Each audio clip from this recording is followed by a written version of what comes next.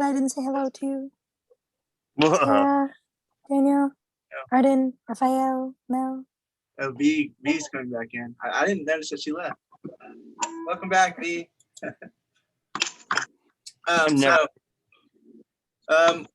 Since we did the storyboard and we already got that done, I was going to go ahead and I already sent out the shot list to you guys, but I figured we would go ahead and say that we're going to start on that project next. It's going to be a continuation off of the storyboard project. We're just going to take the scenes that we already did in the storyboard, convert them into the shot list, and also add any in-between shots that need to be in there. So the shot list should contain pretty much everything that's going to be contained in that scene. So anything you feel like is missing, any movement or anything, you need to add it into this form and just extend it however much you need. You can also download a different one online if you guys don't want this one, but that one is going to be due on July 19th. We're going to go ahead and give you guys a few weeks for this. July 19th is on a Monday, and then that's when the shot list exercise, we're going to go over that together. Okay. Review. So can you repeat that? Because I missed a couple of yeah, so just came in. Yeah, so we're just going to do the since we already did the storyboard project, we're going to continue that onto the shot list project, and we're going to do this exercise together.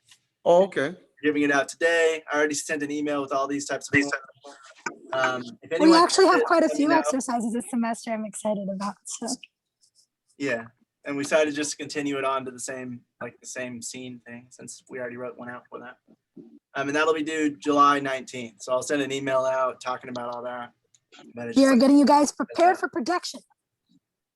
Pretty much, yeah. Like if you guys are going out to shoot for yourselves, it's good to know all these things to kind of get the pre-production stuff out of the way. I'm so excited. You sound it. The next thing I want to talk about is we're going to be watching another film on Monday, and that's going to be the next film we watch. We're going to do the same thing we did last time, pause it every 30 minutes, talk about the different cinematography that's happened and what it tried to convey or what it was missing out.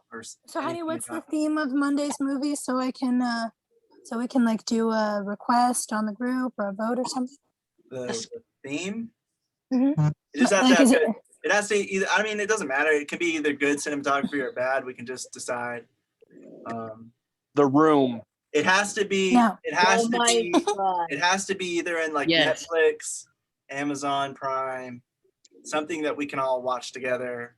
YouTube, like we did last time, something like that. So it has to be on one of those. But now we have Amazon Prime again. So I'll see if some of the movies that we couldn't watch last time, maybe we might have. If anyone has any suggestions, go ahead and suggest them.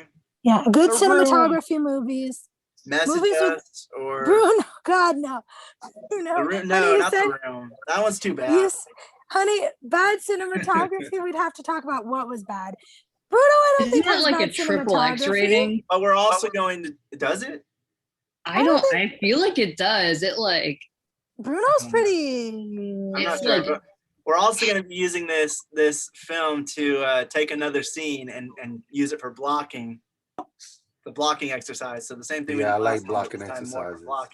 Mo said, are you sure you can stream stuff from Netflix/Amazon to everyone, even those of us who don't have an account? No, so like we're not gonna do it live. Cinema, you can stream it. We can't record it. We can't record it. We're not gonna record it. Yeah. But we can watch Cinema too. We did do Netflix last time. And Amazon has like Amazon Party or something. So we've watched multiple movies. We just can't do it like recorded, but we've watched some movies together through Zoom. Even like the FaceTime function has it now. Even people on Android can join, which I'm like, yeah. So cool. it is available. It's just not going to be. It's not going to be recorded on Monday.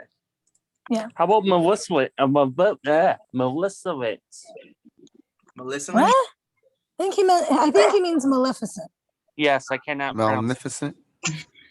Honey, I think we should stick to good, either a really, really bad movie with bad cinematography or a good movie with cinematography. No, I'm saying we shouldn't. I'm saying we shouldn't do a bad one because we're gonna try to make a that's scene. What I'm saying. We're gonna try to make a scene. So we should pick a good movie, a movie with good cinematography instead. Braveheart.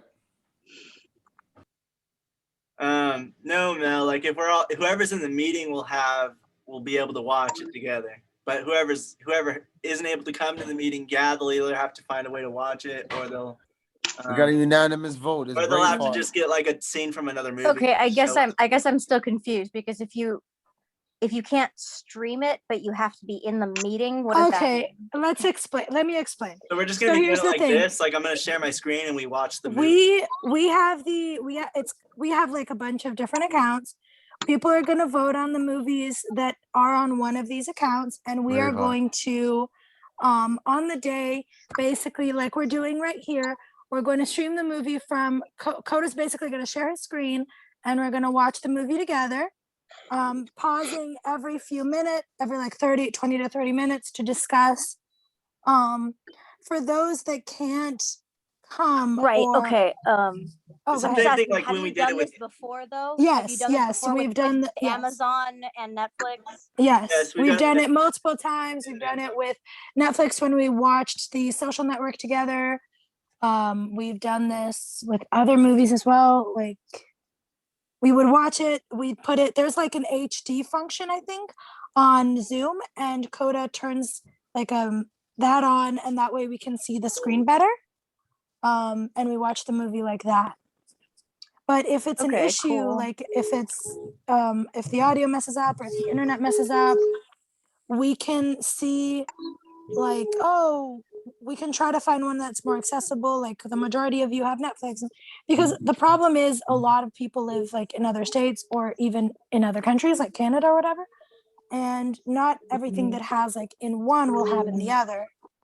So we're really not going to be watching. We don't I even mean, we know. might just try to find one free on YouTube again, like we did last time. Yeah, But we'll yeah. see. I don't know. We're not sure yet.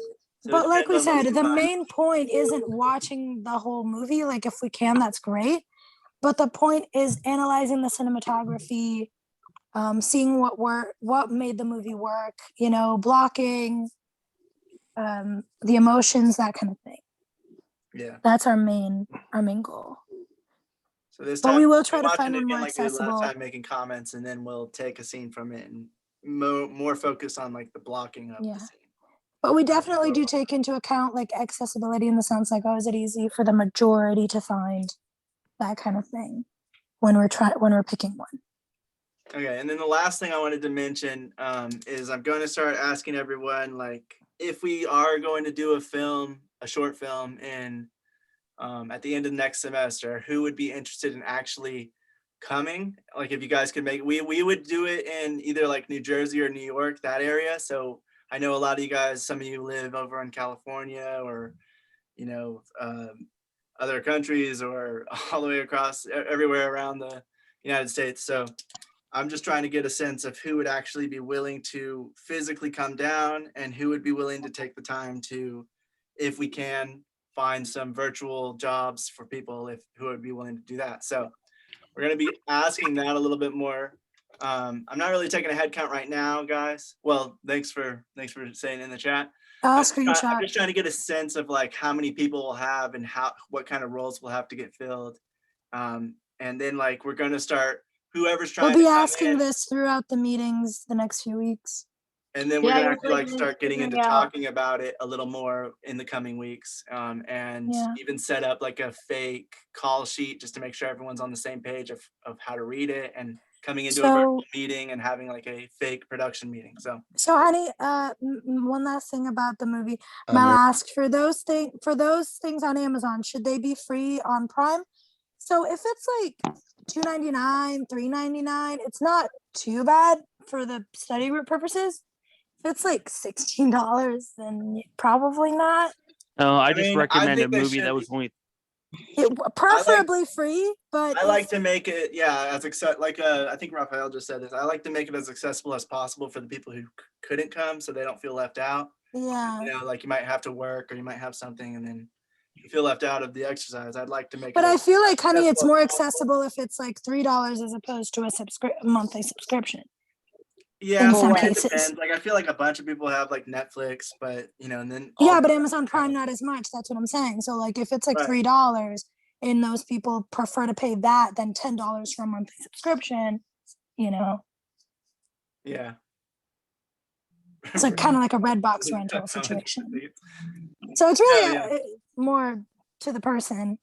But yeah, we try to find it.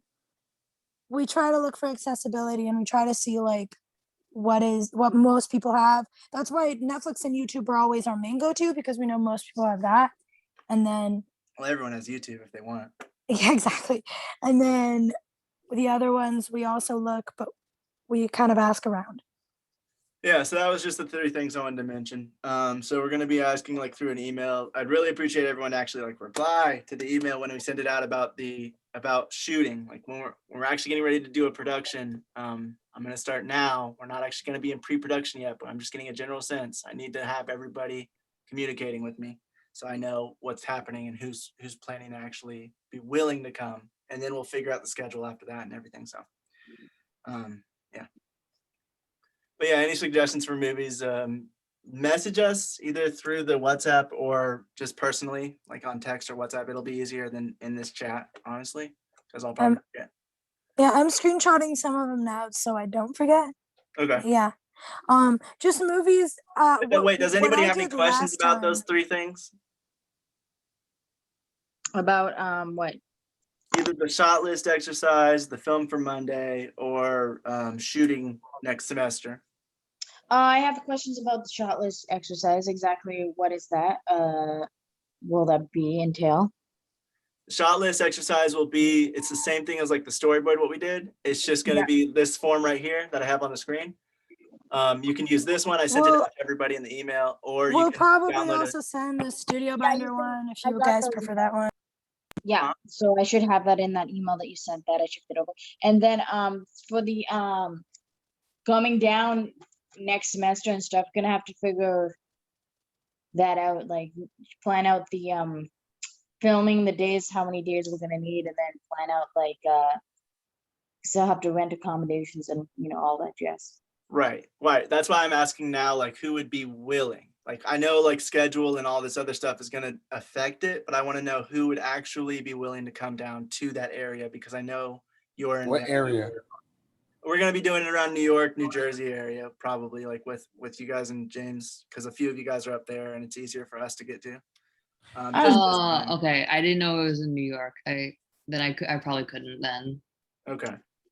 I mean, if you would like we said, it's also like we can see about getting some jobs that would be virtual, because there are some jobs that some people can do via like if it is Zoom virtual or something like that. But how far are you from New York? There are only so many jobs that can be done virtually. Yeah. So I'm in Virginia. In Virginia? You're right there. Yeah, me too. You a hop, skip, and jump. It's a 7-hour drive. That's what I'll be trying to get a sense of, like who would actually I'll come pick you guys up, Virginia, Raphael, and who would be willing to just join virtually if we're Honey, able to. Brent is offering a free ride. I'll take it. How long would this be? Like how many days? Would the 4 of us fit in your car, Brent? It would depend on what the shoot is, but we're planning on maybe like 2 or 3. Because we're only planning to do like 3 to 5 pages of a short film. If I come down, I'm gonna have to fly. So I'm in Vancouver.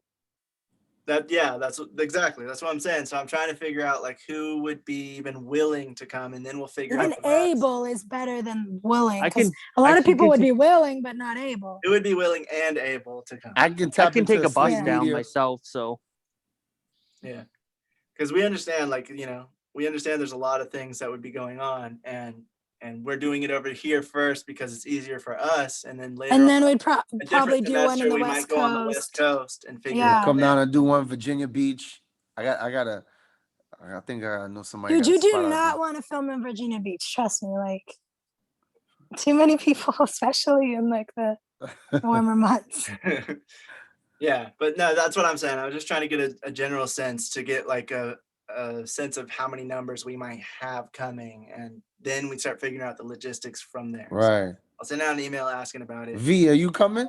Yeah, but honey, like it's more about being able to come. My girl V, is she on her way coming? Because I feel like a lot of people are willing to come, they just unable, So. Well, it's basically the same thing in this sense. I mean, if you're willing to come to New York, then you're able. I mean, like, yeah, that's when. No, some people are willing, but they have no money.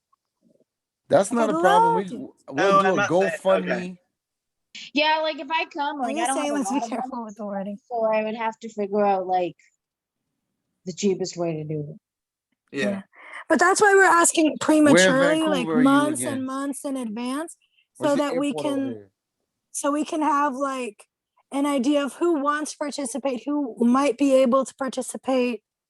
Like, oh, I might, like, I can try, but that way we have like an idea of like, oh, if you can't, we'll know beforehand, before like last minute, you know, because Yeah. we're We're just yeah. planning in advance, and then Yeah. you know, schedule and all that comes next, and then that's when. And you don't have to feel pressured either, because like we said, this time we're gonna do it on the East Coast. Next time we'll probably do it on the West Coast. It's just so because right now logistically it would be simpler for us to plan, but like in the future we hope to save up so we can go to the and The because big most leagues. of the people are on the East Coast, at least that we have knowledge of. So it would probably be logistically easier at this point.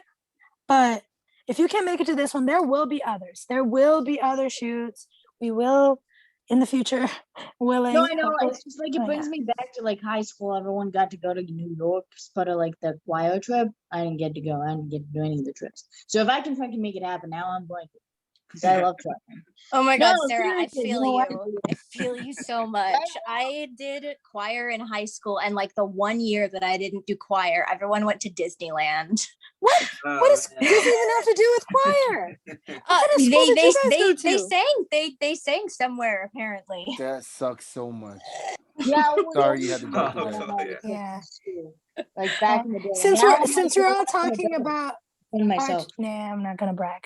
All right. Yeah. I was gonna say, well, I sang the Super Bowl in 2005 with Alicia Keys for the Florida School of the Deaf and the Blind people. Just so you know. But yeah, work's kind of like iffy right now. But That's like my highest achievement. Yeah, I in understand life that. is That's that why I'm school saying trip. like it just depends. But that's why I was just trying to get a general sense. And I want to start as early as possible so that I can kind of get an idea of how many roles will need to be filled. That's so who will sad. hire around the area. That kind You guys are better off. Don't worry. Like it's a bunch of you can't enjoy it as much with a school. Okay. Like, all right, but that's all. That's all for the announcement. you end up like me with my greatest achievement being a school trip. That's just depressing. that's the move best. on. The greatest achievement in life is school. There's nothing anyone can say to change. School, not a school trip. Excuse me, my Yeah, but that makes life better. I like traveling Yeah, anyway. never I mind. usually go by Sure. myself. Anyway, So, let's I mean, I continue. just live by myself. All right, yeah. Let's So now we're continue. moving on. We're gonna actually start. We're talking about all the advanced camera functions. This one's not exactly a function, but it's neutral density filters. We've already talked a little bit about this, but now I'm gonna add in polarizers, neutral density filters, like sunglasses for your camera. You can put them on your lens, or they have some that go on a matte box, or like these square ones. This one's one of the circle ones that goes on the lens, and you can see when he puts it on, it kind of makes the overall exposure go down a bit. And there's different levels. There's also neutral density filters that are variable, or you kind of like turn it. Let me see if I have one. Oh, there you go. Where you turn it and you can make it darker or brighter depending on what kind of image you're going for. Does it give the actual video like a tint? Yeah, like so if you put it on in the front of the lens, it's gonna make that white background look a little darker gray.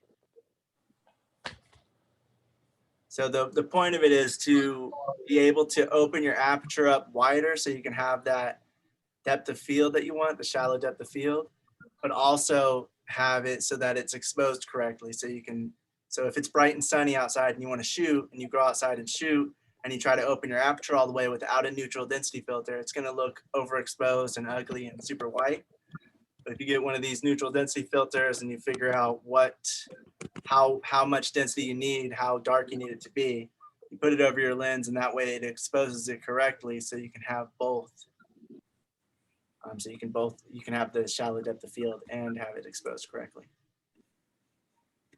people use it for photos a lot so that they can get things like this, where they get like that smooth water look, because you have to leave your shutter open for longer.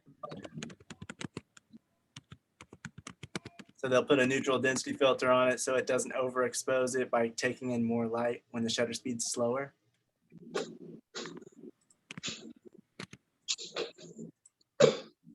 What else? Some of them only have like half. So if you're filming, maybe like you film somewhere where it's the sky and the ground isn't very bright, but the sky is super overblown out. If you make the exposure right for the ground, they'll have these like ones with the halfway. So then you can put the dark half will be on top so that the sky and the ground can match and be evenly exposed without the sky being overblown and white looking while the ground is correctly exposed. Coda, Yeah. can you read my message real quick, please? Oh, next semester, it's when does it start? September. No, the filming thing. Oh, when in next Yeah, for the film? yeah. Sometime in November, before Thanksgiving, or sometime after Thanksgiving in December, around like the first or second week of December would be when we would do it. Cool. I'm so in. That way we were gonna study like lighting and sound next semester, as well as location scouting. Oh, right. We were gonna do it towards the end because we wanted to give everyone enough time to study sound, lighting, like the last basic things So you're We gonna would- light up my world. most likely need to have a basic understanding before shooting. Yeah, so everyone's on the same page, and whoever comes. Yeah. to So we know it's like a little late, but we also know that it's probably easier to get, well, probably not. I don't know. Like in some places it's easier to get off work around that time. Because most people have like holidays around then. If not, like we'll see. But we just wanted to give enough time for like, okay, we covered the basics. It's just all we the all are on the shoots are gonna same happen page. at the end of the semester, so we can cover some stuff and then put it into use, like we're doing with all of the exercises and stuff like that. So the shoots are really like a big exercise of like, now it's real. kind of. Yeah. Kind of like a last semester test. Yeah, like a last semester experiment to see, did you guys figure it all out? We will grade all of you. Uh-huh. Some cameras have neutral density filters built in already. I know mine, the Canon C300, I can just click a button and it adds like a little bit of shade, and there's like three densities to it, so it can get darker and darker. But sometimes you'll just find those ones where you attach it to the lens on the outside, or where you have like a matte box, and it's like this square disc looking thing that you put inside the matte box. And they all do the same thing. They make it darker. It ranges in price depending on the materials they use to create the neutral density filters.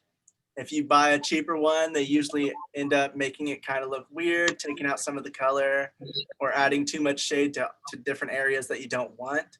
So there's reasons why that you'll find like neutral density filters, some are really cheap while some are really expensive. It's because they do actually affect the final image.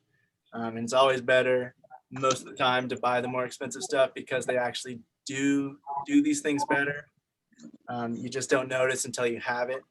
So people just say like it's better just to go ahead and get the more expensive one first and then figure it out later, instead of buying the cheaper one and then later having to buy the expensive one to get the look you want.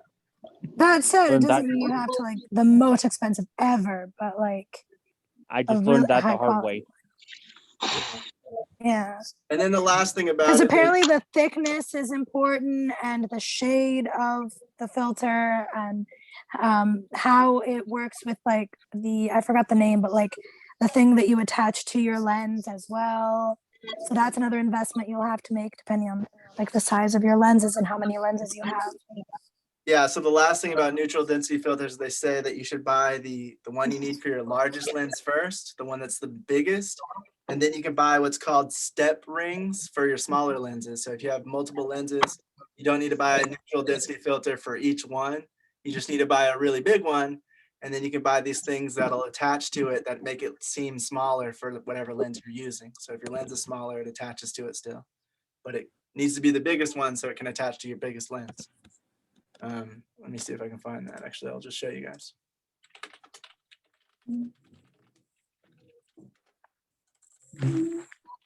Anybody have any questions about neutral density before we move on to polarizers?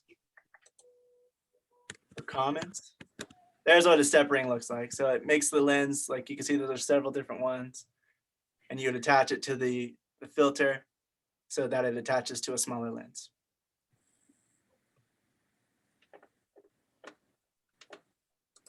All right, guys. Polarizers are a little bit different. They can also add darkness to it. They can, but they're not used for the exact same reason. Polarizers are more used to, you see like this image is taking away some of that, what's called polarizing light.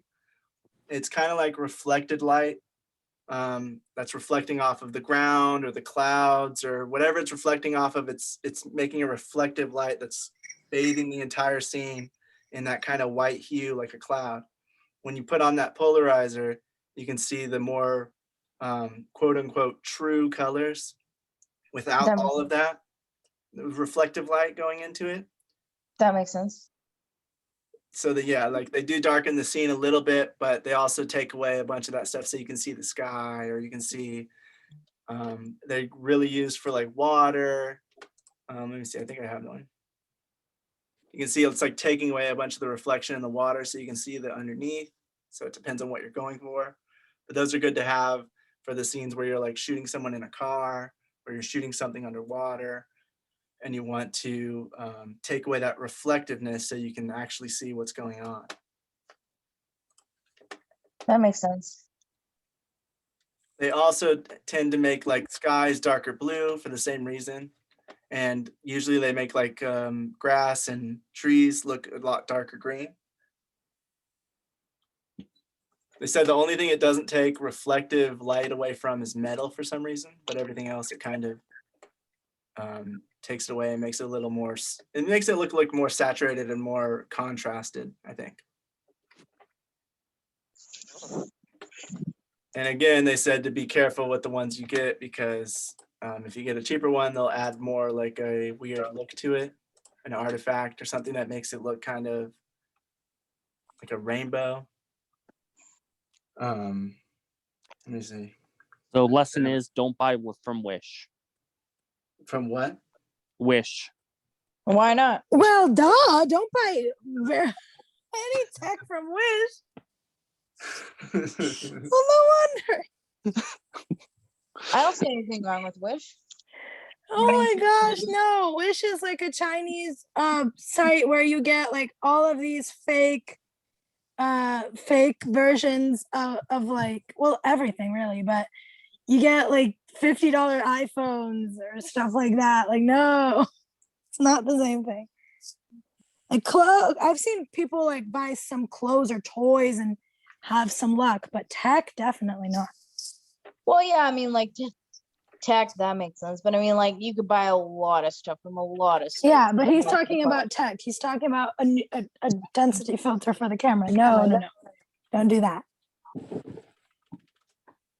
Yeah, I don't know. My mom, I'd be like, careful with that. I don't know how to one thing they were saying translate that. was with they a, always say I don't know if I can the find cheap it. comes out expensive. That's what my mom always used to say. I don't know Sometimes if I the can cheap comes find out it, but expensive. the thing with polarizing lenses is it only works if you're kind of at the side of the sun. If you're looking directly at the sun, it's not going to work. And if you're looking directly away from the sun, it's not going to work. But everything in between tends to work sort of like this, where it takes away all these reflective lights and everything. I don't know the scientific reason for that, but just know if you're going to use polarizing filters, it's only going to work in certain circumstances. Most of the time when you see a reflection, you'll be able to take it away with one of these filters, but in certain circumstances, it's not going to work. And also, if you're using a really wide lens, like a 24 millimeter, because they're so wide, they might be grabbing part of that sunlight that's like directly towards the sun. And that'll make the scene overall have a very weird look, because some of it will be polarized, like the polarizing filter will work for it, and some of it won't. And so then some of like the sky will be darker blue leading into lighter blue, or some of the stuff will be reflected and then all of a sudden reflections will stop. So what would be a good size to use to get this polarized filter? They said the person who was talking about it, he was from like B&H Photo, I think, and he was saying that anything over 24 millimeters should be fine. But if you're trying to do like ultra wide or like a fisheye type of lens, it's gonna look really, it's not gonna work really, depending on what you're trying to do.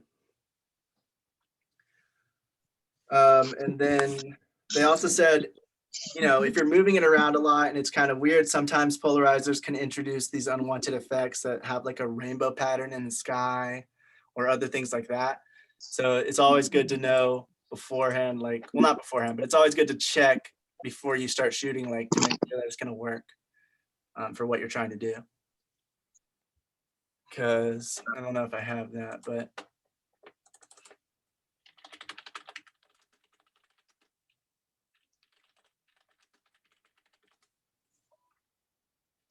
something like that. So it's like, it's very ugly, something you don't want. That doesn't happen all the time. It's just under certain circumstances, depending on how the light is hitting off of it, pretty much. Yeah, it's a lot. It's a lot of So lighting is very important. Knowing your I guess being outside in the light, knowing what lenses to use under certain conditions. Mm-hmm. No, me and Dakota were talking about like how crazy it is because people are like, "Oh, you just go out and shoot," but it's so many things may help you get like a better image or make it so that you get such a crappier image. Like truly knowing your camera, knowing how these things work, knowing these more technical things. Well, knowing the camera. Sorry to cut you off, but you can know the camera, but you still gotta know what environment you're shooting in and how the effects is gonna have on your camera. Well, you know? but that's what I'm saying. Like knowing the settings on your camera for your environment. Okay. How to utilize that. With like, all the equipment, it's like knowing like the your medications, like the side effects are like the pros and cons of using like polarizing or not using I polarizing. like or that. something. That's a good way to put it. That is a good yeah. good way to comparison. That's what I'm trying to say. Because we thought it was crazy that when people were talking about how to make your footage look more professional, whatever, they didn't mention the more technical stuff. And yes, it's boring. And some of it requires you having like more expensive equipment, obviously. But some of it just is you knowing the functions on your camera and the difference that it makes for you to have a great image, you know? And for it to look professional and for it to look really good. It's such a huge difference. So for me, it was just like, wow, why do people not talk about this more? I know it's boring, but it makes such a huge difference. Yeah, definitely. Because like if you're shooting in a car, you're definitely going to need one of these if you want it to look, if you don't want to have to like roll down your window or something to get that reflection to go away. But it's also, you got to be aware of where it is and make sure it works for what you're doing. And if it doesn't, then you got to figure out, do I need to turn the car around? Do I need to turn it to the side? And then you have to start figuring out all of those problems on set. But it's always good to know about these things beforehand so you can kind of get a sense of what you might need.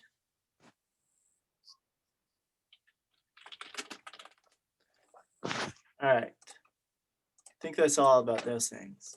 Does anybody have any questions or comments about it? Definitely leave it to the professional. Do these kind camera of lens run expensive or? Well, these are just lens filters, and it depends. Lens filters are not that expensive. Okay. They're anywhere from $10 to $20. So at least the Oh, ones that's I've not seen. bad. Some of them. I saw some that were like 200. So I was gonna it say depends on, the like, thing. it The depends thing on that how fancy you want to go. yeah, I've seen. Just like They with say lenses. they say that the more like the 100 to But it 200 depends range. on the lens too and the brand of camera too. Yeah. Yeah, but from Like I've what I seen some for heard, Sony that were 200s. we've seen some videos of like people using cheaper ones and people using $200. It really does make a difference. So like it's just think one of so? those things. It does. It totally does. Like the videos that we were watching, the person, it barely made a difference in the cheaper ones that they were showing. They were like $30 or something like that.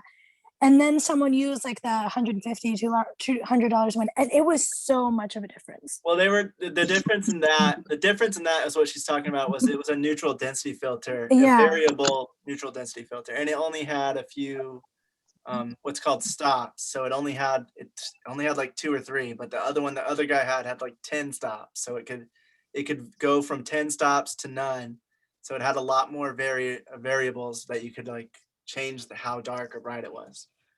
Yeah, because if you get one that's cheaper but has like 2 3 stops, but it depends, like Daniel said, on your camera, on how much it already and how much skills you got with that camera. You can make anything work. For example, like Koda's cameras, they have like a little hood. I don't know what the term is, but like a little protection hood from the sun, which already kind of helps. The lens hood. Yeah, which already kind of helps with some of the brightness. Yeah, that's more for like reflection. That's more for like lens flare. Like well, yeah, I know, but it also helps with like. Not really. It only stops like lens flare, like to get something. Oh, okay. I think I'm thinking of something else. I'm sorry. I said something dumb. But what I mean is like I feel like some cameras have more of a contrast than others from what I've seen, like from the Sonys and from the Canons. All cameras are going to be different. We're going to get into that some other time, but so it's definitely like, there's every camera, even if they have the same settings, somehow the picture comes out different because of the way so sometimes you don't need a 10 point lens. Sometimes a 3 is enough for you and it doesn't make that much of a difference. I feel like that would probably be the case. I mean, I'm just going to say, obviously the more control you have, the better. So if you do have the ability to get that one, it would probably be helpful, but only if you're going to actually use it. If you're not even going to use it, there's no point. Yeah. But it's just so that you don't have to turn the shutter up, because if you turn the shutter up too high to like not take in as much light to adjust for the aperture being wide open, then it makes everything a lot more jittery and so they actually did a comparison. They actually did a comparison and showed the like with and without the ND filters, and it is a huge difference, even the weaker ones. And then once we saw the stronger ones, we were like, wow, that's a huge difference. So there are also, from what I saw, honey, correct me if I'm wrong, aren't there like not only just the ones that you put on your lens, but also the square ones that you can put? Yeah, the square ones go on like a lens, what's called a matte box. Yeah. Yep. Yeah. So a matte box is a configuration you put on the front on a rig rail system. So it looks like this. So I don't know if maybe that would be cheaper or not. I'm not sure. No, the matte box isn't for blocking light. It's just for like it's kind of the same thing as what you were talking about. It's to block away. Like, no, I'm talking about the filter that you add to the matte box. Oh, no. The square ones. I mean, no, the rounder one that you attach to the lens is cheaper. Yeah. Oh, okay. All right. So yeah, Brian, what we were saying is that we're talking about neutral density filters, and we're saying that from the videos we saw and from like the examples that a lot of people gave from the websites and resources, they were saying that it is worth going for like a middle to higher. Like a square thing like that, guys. And go inside. It is. Box. It is worth spending a little bit more. Matte box. Can you guys hear me? Yeah, we can hear you. Is there echo? Tiny bit, not much. I don't know what that is. I'm not at my house. It's not that bad. I'm at this hotel. Oh, now it's a little muffly. And I'm using this other Wi-Fi. Yeah. So we were just talking about how like from the recommendations we've heard on websites and stuff, they say that it's better if you can to invest in a little bit more on the ND filters because they do make a difference. The better quality ones. I definitely recommend ND filters, and I've gone to sets or shoots where I refused to shoot if you didn't have an ND filter. But like in your experience, has it made a big difference having like the cheaper ones to the higher quality ones? Not Really? You have to know Hmm. and learn how to read the specs and know what you're looking for and what you want, because you could buy a 200 ND filter and it still be just as bad as the Oh, so higher it's end ones. obviously it's about technique, yeah, and knowing how to use it. I'm not But I mean, saying like the I'm not saying difference. go buy the cheapest thing you can find and say, oh, it doesn't matter, but Right. you want to find an even medium, Yeah, you know, and just yeah. kind of there's some Because brands that you can trust more than others. mhm. Like if you know trusted brand, you might be say, oh, I know this brand a little bit. I might be able to trust them a little bit. You can do some reviews on it, but like just going for something because it's expensive is not the way to go either. You're just gonna Oh spend no, we're money. not saying that. We're just saying that from what we saw, like we even saw video examples. Sometimes people want to save money and buy like a $20 one or whatever, and it'll not be the same quality or not be the same effect. And if it's worth going for the cheaper one. And then Daniel was talking about it, and I think Brent too, about how it also depends on the camera and what it can do, and your knowledge of the camera, obviously, because you can have all the equipment in the world if you don't have the knowledge So and know how to it use works it. like this. The neutral density filter is made out of glass, and however it is they make it a certain way, and I'm not sure about the science of it, but it affects the sensor. So I know with the Blackmagic Pocket, the original one, you had to have a specific type of ND filter because it would turn all the blacks brown. And that's just based off the glass. So you would have to look to see what kind of glass you're getting in order for the ND filter to work. The newer Blackmagics, they work just fine, but the original, I remember the original Pockets, I had to buy a specific type of ND filter to work with that camera. Oh, It's always good to know like what kind of camera you're going to use it with too. definitely, yeah. Because some things. Also, Okay. they said like with both the polarizer and the ND filter, it's always better to have thinner glass. If you're like out shopping physically for it, the thinner ones are probably going to be more expensive, but they're also going to be, they're more fragile, but they're also better because they're not like the light doesn't have to pass through as much stuff to get to your sensor, so it's easier to get to it. So if you can get like a variable one that's the thinner it is, the better, usually. Mm. But yeah, does I anybody feel have any like questions or comments? research is important.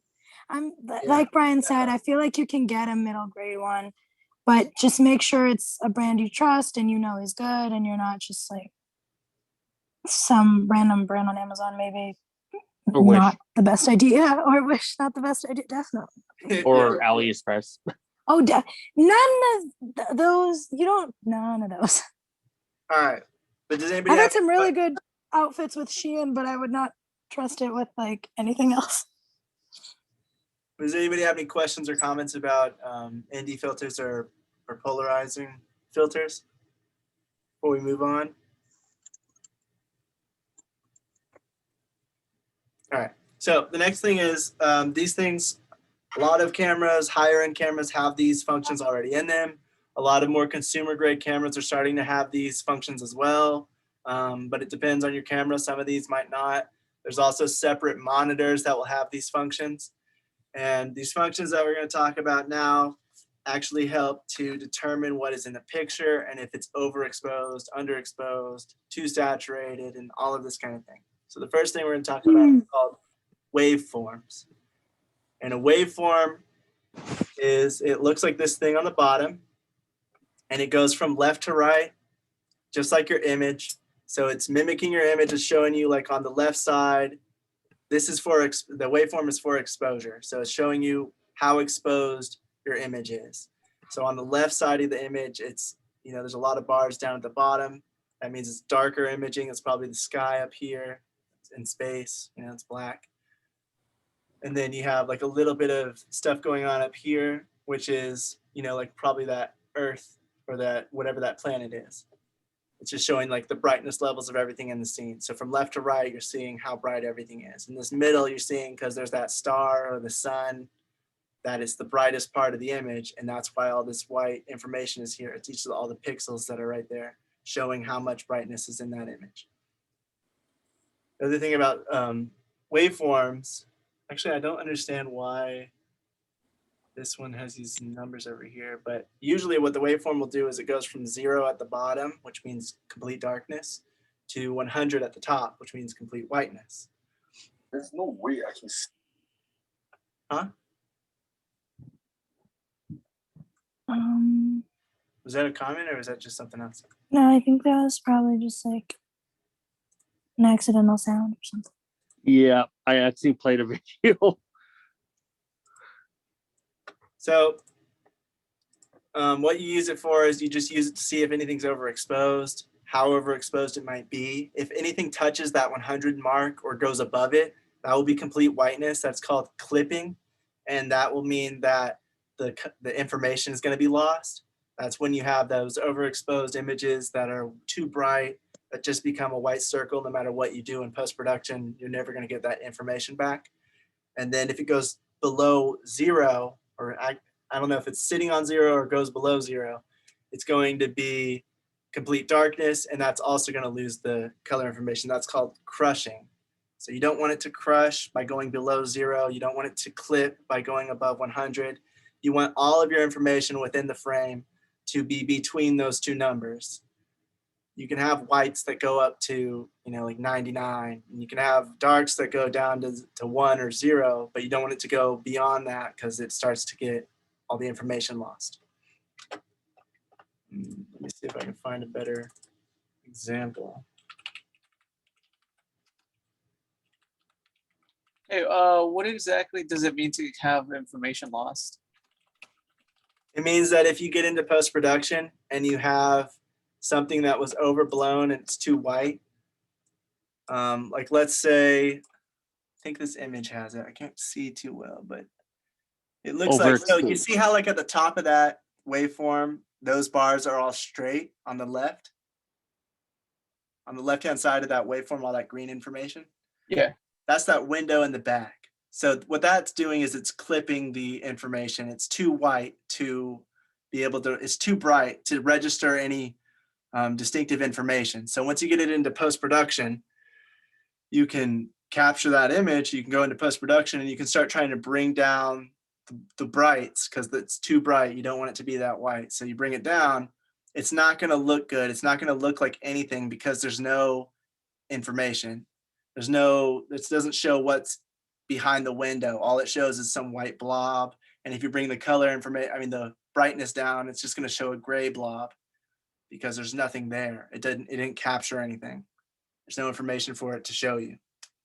Same thing with the blacks. If you have something that sits on that 0 line, it's going to be, the only reason that this actually has that line is because he put black bars on the top and the bottom to make it look more cinematic. But if that was actually in his image, that would be crushing, and that would do the same thing. If you have something that's too dark, that the camera's not going to pick up any information on it, you can get into post-production and try to brighten up the image. That stuff's never going to look good because it's never going to come out of, it can't just create data from nothing. So it has to capture some kind of lighting information to know what's in that image. So it's always better to shoot on set and get it in between these 0 and 100 marks so that you can later in post, if you want it to be overblown or dark for some reason, mess with it in post-production, then just get it on set, because then you can't do anything with that info. You can't change it. You're stuck with it if you do it on set and then cut it to post.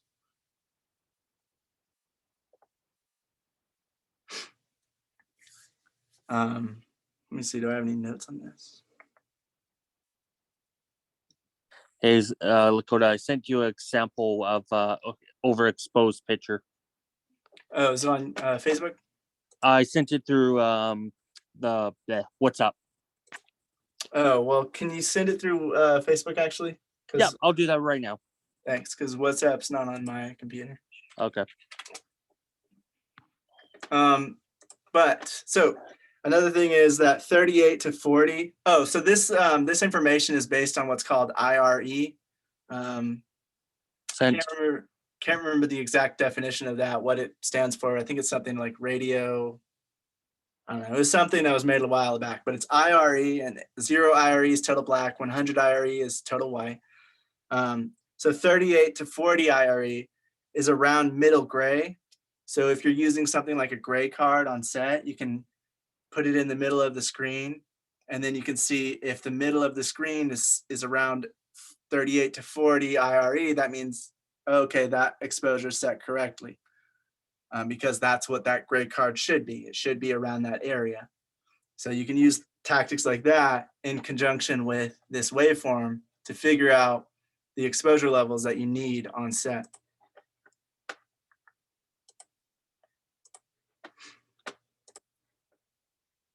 Yeah, so there's like an overexposed image. And even if we take that and darken it, she will look good, but that door around her is gonna not look good at all because you can't really see that there's anything in that.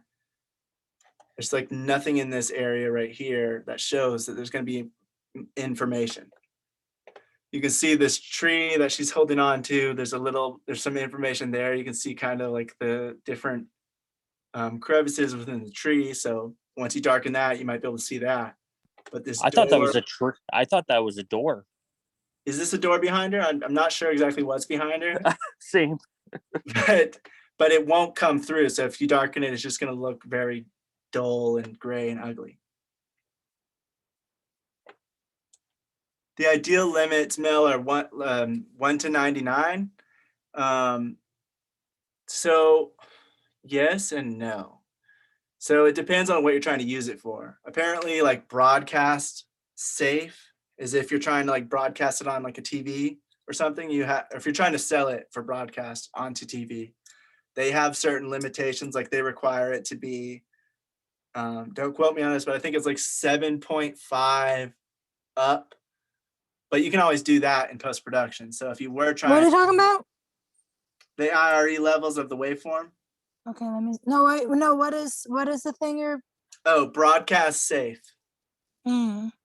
So you just look up like broadcast safe waveform or something. You'll probably find it. But yeah, generally for most other things, 1 to 99 is good. You don't want it to too much of it to go to like 100 or 0 because then you're losing all that information. So here's talking about colors. It says there are several basic rules about levels that apply in both applications. White levels must not exceed 100%. Personally, I try to set mine while levels are 98 just to be safe. Black levels must not be below 0. Chrome levels cannot exist. These are just colors. Broadcast safe, keep video levels legal. So these are about color. Oh, it says here, is broadcast safe still a thing? So even if theoretically there is no real restriction anymore to work on broadcast safe, there still is very valid practical reason for doing so. The quality of your video, that's why broadcasters will always reject programs that are not within broadcast safe limits. The same restrictions apply. Okay, so I need to look up what are broadcast safe limits, I guess. There's also things like this that people use on set. I never really knew what they were until this week.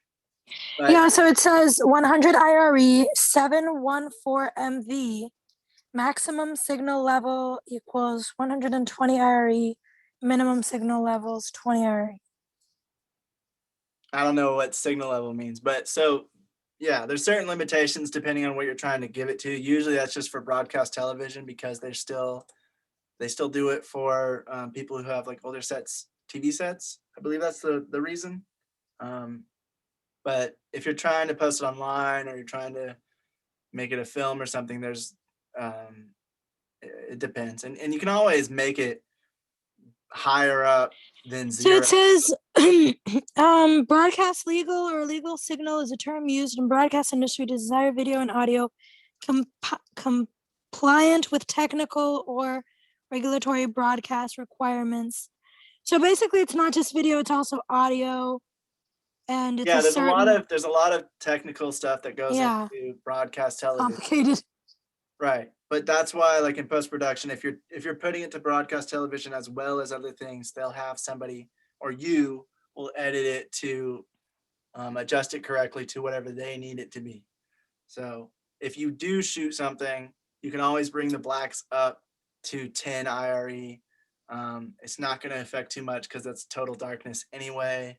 It's just going to make them happy so it works for whatever they need it for. But generally speaking, if you're going to make it into a film or you're going to make it into online content or something like that, they're usually not as rigid and they're usually able to have whatever content you have. So, but anyway, moving on from that, there's this color checker thing. I've seen it in a video and now I know what it is. So for the waveform, if you're using it for waveform, you're using these bars, that white bar, that light gray bar, the darker gray, and the black. And you're putting it somewhere in your frame so that the waveform is going to have these straight lines because it's going to be picking up this information. And it's going to show you that this white should be around 80 to 100 IRE. This light gray, I think they said it was like 30 to 40. Dark gray would be like 60 and the black would be down at like 0. And so if you open your monitor or whatever you're using to look at the waveform, you'll be able to see these straight lines somewhere in your image, wherever you have this color checker. And then you'll know that your exposure set correctly and that it's actually balancing everything right. And then you can adjust things from there. Some of the videos we watched I'll probably send them out, or Priscilla will send them out, since there was a few that really helped us to understand this kind of thing.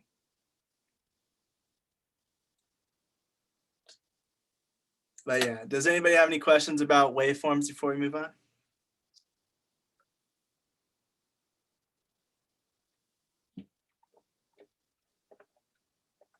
Okay. Next thing, it's what's called Vectorscope. Vectorscope is used to check for color. It's also used for broadcast safe or to see if something's under or over saturated. And then finally to adjust for skin tones to make everything look correct. You'll usually use something like this. Some cameras have it, but sometimes you'll just use it in post. It just depends on your camera and what functions it has. But cameras have this so you can check the color on screen while you're adjusting it to get it right so that you can have it right when you go into post-production. Because having it right on set is always better than trying to fix it in post. So what it is it's showing you all these different boxes which represent colors like cyan, green, yellow, red, magenta, and blue. And you'll see like the different information. It's like this little green smudge or a white smudge or something, and it'll be pointing towards one of those directions that will tell you like what the color information is in your scene. And if it's the farther up the stuff reaches, the more saturated it is. It starts to get pretty ridiculous the farther up you get. If you have a bar that extends closer to like the magenta, it's going to be very, very magenta and very blown out. But you use this one mainly to get the colors right. When you're using like one of the color checkers, you'll use it to make sure there's like a dot in the middle. Wait, let me show you. So one of the things you'll use it for, if you're using like a white, oh, it doesn't have it, but there we go. Like a gray card or a white card to white balance. After you white balance, you should be able to check your Vectorscope, and it'll just look like a dot in the middle of this thing. And that means it's all white balanced correctly, because that white or gray should be in the middle because it shouldn't have any color. It should just be in the middle. So once you do that, you'll see like, okay, it should be set correctly. And then you can move on from that to figuring out how you want to set up the scene. It's always better to color it for how it looks in real life, or like to make it look the most natural. And then in post-production, if you want to add an effect, like making it look a little more green, or, giving it some kind of color grading is what you do in post-production. But color correction, you want to do on set to make sure it looks correct, because then you can edit it further in post. And then what this thing is showing right here is people use this a lot for skin tones. They make sure that the people, it doesn't matter what skin color you are, they should be all the same. It always goes on this line in between yellow and red. There's a line right here that goes up to the top of the circle. And if your color information is going towards that line, that will mean that you have set it up for skin tones and that their skin tone is correctly colored in the image. That way the people aren't too orange, they're not too blue. And it kind of shows you like this means there's a lot of information mostly in red. It's reaching up pretty high to red, but it's also within that skin tone area right here on this line. And then there's some stuff reaching into the blue and cyan in the image. Actually, it's probably usually easier to see it with the,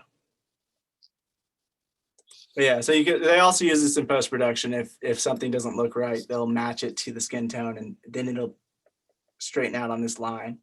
What you usually do in post-production is just like take a part of the image, like the lady's cheek or forehead, isolate it, and then make sure that it runs across this line.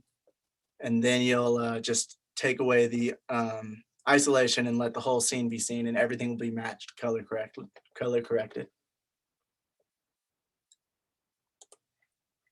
So yeah, there's a lot of tools that come with this type of stuff, and there's a lot of setup that make it want to look right, so that it's not something that's so it's not going to look ugly or weird when you get to post. If you look at this one, it's showing you like when it's a moving image, the girl right here in the middle, the Vectorscope up on top left is showing how the information's changing. It's kind of going away from that orange and yellow and going toward a more neutral color because there's not much color in this scene. As we get away from the sky and the trees, it's kind of going towards this rocky area, and they've desaturated it, it looks like, and it's showing how the color information is changing as she moves the camera. Does anybody have any questions about that or comments?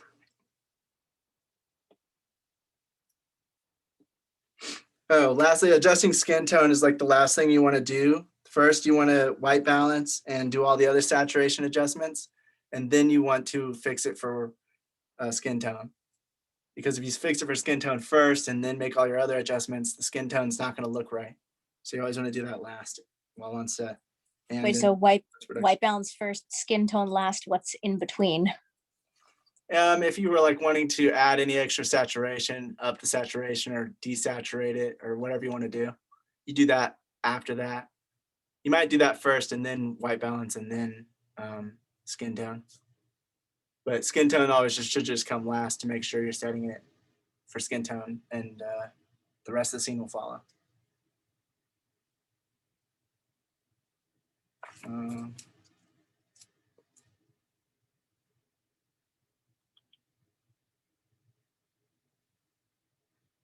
right, yeah, I think that's all that. Oh, that was the other thing. With that color checker, another thing he was showing us in one of the videos was if you use this color checker, you're doing the same thing, but you're doing it with the Vectorscope. You're taking it for these 6 colors, ones that are going to be on that Vectorscope: yellow, red, magenta, green, blue, all that. You're going to take all those, and you're going to isolate them in the frame. And so then you'll see, like, if the Vectorscope is working, it'll have, I don't really have an image of it, but you saw those little boxes. Let me see if I can get it back. So what you would do is if you were isolating those colors, you would have like these 6 little circles that would be going directly towards the red boxes, the magenta boxes, blue boxes, cyan boxes, green, and yellow. And if you had like 5 arms reaching out, it kind of looks like a firework blowing up. I don't know if I can find an image. Let me see if I can. But it helps to like make sure that your colors are right when you look at them on screen. Color checker, Vectorscope.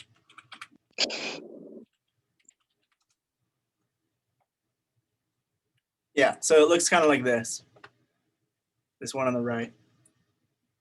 Put a color checker there, you isolate it, and you see like, since those are very exactly the colors that you need, it'll shove these little lines towards those boxes directly, and you can make sure that all the colors in the scene are correct. All right. Anybody have any questions about anything so far?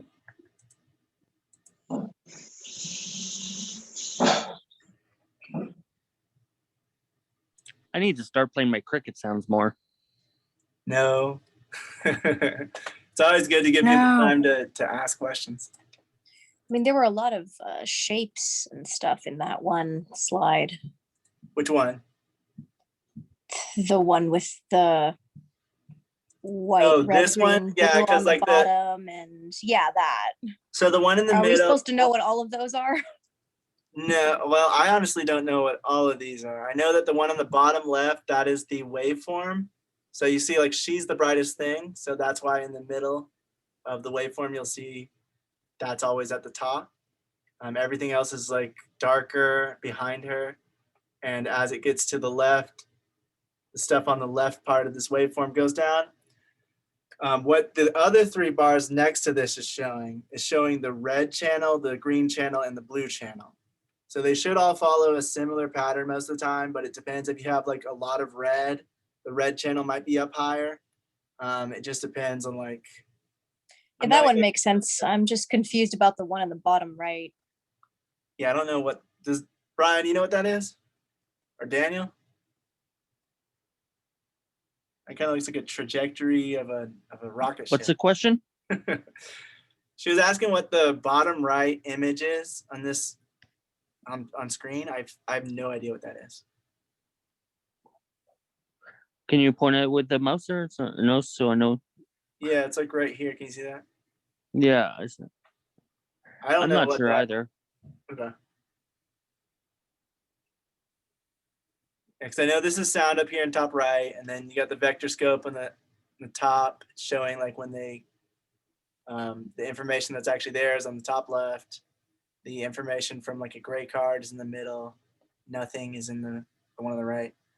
Not sure about the little rocket ship thing right here either.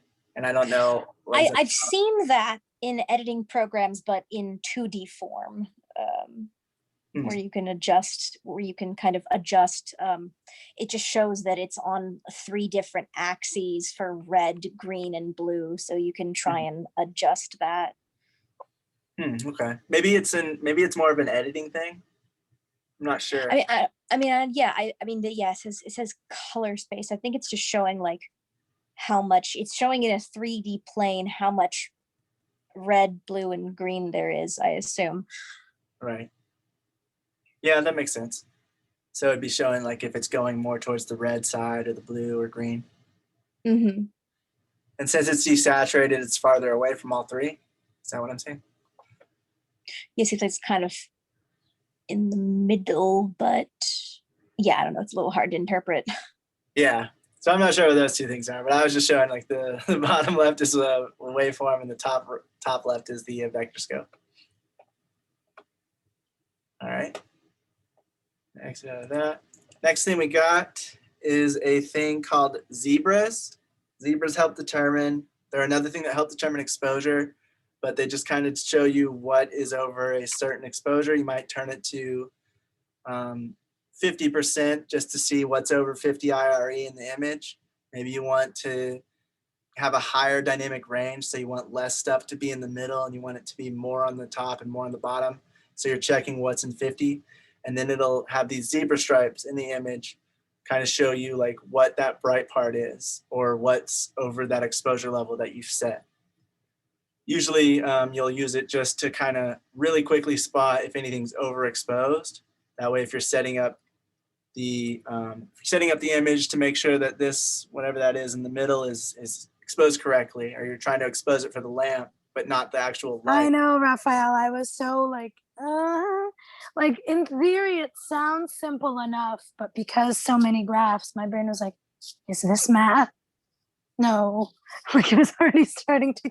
It seems more difficult than once you start math. Everything in a camera. Yeah, but it scares you. It looks more complicated than it is. So it freaked me out for a bit. I was like, oh. Yeah, all Yeah, this stuff, once you start actually using it, you start to really see, even if you watch those videos that are in the syllabus, you'll see like it's pretty simple to understand if you're watching it happen in real time. It's a little harder to explain through pictures and stuff, but if you look at like a video of someone changing it in real time, you'll see exactly what it's changing and why and what that information means. If you don't understand any of this, I would recommend doing that. But yeah, so for the zebras, if you're exposing it for the black part of the lamp, and so you're turning the brightness up, and then you check the zebras to make sure it's nothing's over 90% bright. You don't want it to be overexposed or something. Well, then it's going to have little zebra lines on the actual light itself and where the brightest reflection part is. And then you can decide what to do, if you need to put a filter on, if you need to change where your camera is. You'll figure out like what you need to do to make sure, or if you're okay with it being overexposed in those areas. It's just to give you a really quick visual of where these things that are overexposed are. So in something like this, it'd be like there was a cloud that was brighter than the rest of the image. And so then they turn on zebra and they see like, okay, that's overexposed. So everything else is good.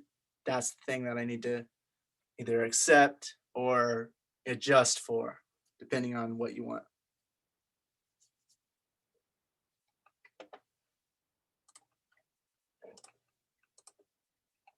I mean, if you have something like this, you definitely want to lower your brightness or close down your aperture a bit because you don't want your whole image to be overexposed. So it just depends on what you're going for. And make sure you turn off your zebra on the final. Does it actually affect the final? I don't think so. Yeah, I've seen some shows that I've seen the zebra effect on. It was left on, and I guess it depends on the camera because I don't know. On mine, it doesn't put it in the final image, but I guess certain cameras you also want to be aware of. Like I've seen TV shows, and it's all of a sudden I see zebra. I'm like, what the heck? Why is that on? Huh? That's weird. It doesn't like it turns off on my own as well, but I'm like I've seen on like high-end budgets that it's been left on, and I'm like I don't understand how they did that. It must be a Canadian thing. No, it's not a Canadian thing. It's off an American show. Yeah, maybe it's something else. Can you think of an example? Could be like an artifact issue or something that looks similar, or like the thing with the t-shirts with the lines too close. Could be something like aliasing or something like that. Or maybe it's just sloppy, like maybe it's older shows, sloppy camera work. I'm not sure, but that is weird. So I would definitely. Sometimes it's also the TV. The TV sometimes, like I know for us, when we're watching a DVD with like the newer TV, sometimes it'll just get really blurry and weird. Yeah. But yeah, so I guess it just depends. Like whatever camera you have, I would just try out all these different things and make sure it's not going to ruin your final image. Oh, Daniel, Mel's asking if you have an example of where you've seen it on TV. I'm trying to find one. Oh, okay. All right. Well, does anybody have any questions about zebra stripes or any of that? Comments, questions before we move on to the next thing? So this is where the struggle starts because this is ultimately giving you levels on your exposure. So a good rule of thumb is you're not necessarily trying to eliminate all the zebras. Sometimes it can be okay to have some zebra lines, like Lakota had mentioned earlier, like if you're okay with it. So trying to battle and get rid of all these. So if you were to get rid of all the zebras, there is no zebra mark for underexposure, but there's zebras for overexposure. So just know that if you're like trying to get rid of all the zebras, you might find yourself in a situation where you're underexposing. And we have a thing called dynamic range, which is your camera's ability to decipher between light and dark, underexposed and overexposed. The more dynamic range you have, the better. But for like standardized cameras that don't have such great dynamic range, you find yourself in a situation where you're going from exposing you have to make a decision, like are you going to expose from the inside or are you going to expose from the outside? Specifically, if you have like a room full of windows where you're battling the interior versus the actual windows. Mhm. So you have to ask yourself the question, do I want the windows blown out, or do I want a little bit of detail within the windows? And because if you expose for the inside, then you're going to have those zebras there. Right. But if you don't want the zebras, then you're going to find yourself with a underexposed image that's too dark. So you And might also, have if to, you kill too many zebras, they'll make them distinct. yeah. So like this is where the ultimate camera struggle comes into play. Is like those zebras there. They're just guides to tell you like, hey, like you could be losing some information here and there, but the mission should not be to eliminate all the zebras. I'm not saying like, you may find yourself in a situation where you don't have any, that's good, but if you see an image you're like, oh, I got to get rid of these zebras, like don't panic so much as, I mean, you don't want too many obviously, but you just have to have an eye for it to say, okay, I can get away with losing this data. Yeah, like you might not care about having the little light under the lamp exposed or overexposed or underexposed, so you might just care about the rest. But these zebras mainly just show like what is overexposed or what could be, so then you can like quickly see it. And if you turn off your zebras, you're like, are you okay with that or not? And then you make decisions based on all that. Or like Brian was talking about with the windows, you start figuring out, oh, do we need to put some film up on this window to make it darker, or are we okay with this? And you start figuring out what you're okay with, what you're not, and figuring out what shot needs. Okay.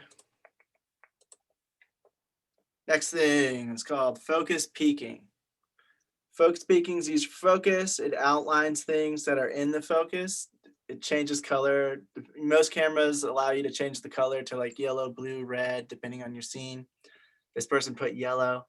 And as you can see, as they're adjusting their focus, this peaking thing is outlining the image that's going to be in focus. So when they go from the front, the foreground, you can see the, I think this is cherry blossom. I'm not really sure. Not cherry blossom. What is this? Well, whatever this plant is, it's going from the front, being in the most focus. And as the peaking goes in the background, it's showing that they're adjusting focus, and that's what's going to be in the focus. So this thing, it helps you kind of get a sense of what's in focus and what's not. It's always better to like actually be able to have somebody to measure for focus and get like an actual exact amount. But this will definitely help if you're doing something quickly, run and gunning, or if you don't have enough crew to be able to have somebody be solely on focus. This will definitely help to figure out like really quickly what might be in focus. And it allows you to also turn up the sensitivity of the lines. If you turn it up really high, there's going to look like there's more stuff in focus because it's going to be showing everything that even has like the slightest amount of focus. And that's both good and bad. If you turn it up too high, you might be, you could get some false positives where it looks like something might be in focus, but it's not actually not, or it's very soft focus. But since you turned up the sensitivity so high, it makes it seem like everything is outlined, so everything's good and in focus. But really, it's just showing that because you up the sensitivity. So you also want to be aware of that because cameras allow high sensitivity, low sensitivity, or somewhere in between some cameras. So, but yeah, what this is showing is it's just showing like that part of the flower is going to be in focus. If it's outlining those specific petals, those ones are in focus. Everything around that area is a little bit in focus, and then the focus starts getting lost as the lines disappear.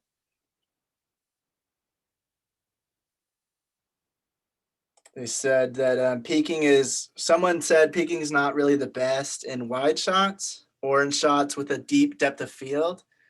And that's because everything's going to be in focus, or there's going to be so much in focus that's going to be hard to tell what isn't.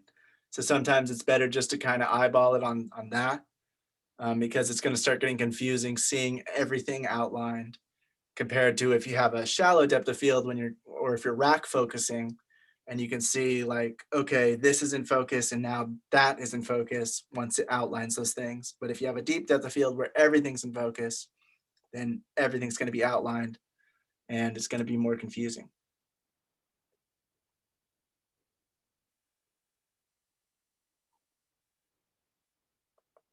But that's showing the same thing. Like you see how it's, if you turn on peaking, it would show that those are outlined because that's in focus. And then everything in the background is getting less and less in focus.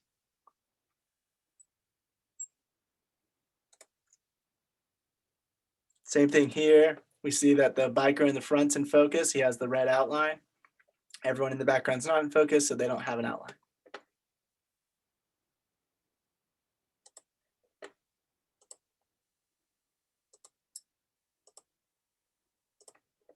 But that's something that's like where most of the stuff's in focus, it's showing kind of the whole image outlined. But the foreground isn't in focus in either picture, so that's not. Yeah, it's a cool little useful tool, and you can change the color on it in most cameras, just to kind of see like quickly what might be in focus and what you need to adjust if you don't have any. I was gonna ask if these tools are in most cameras or just.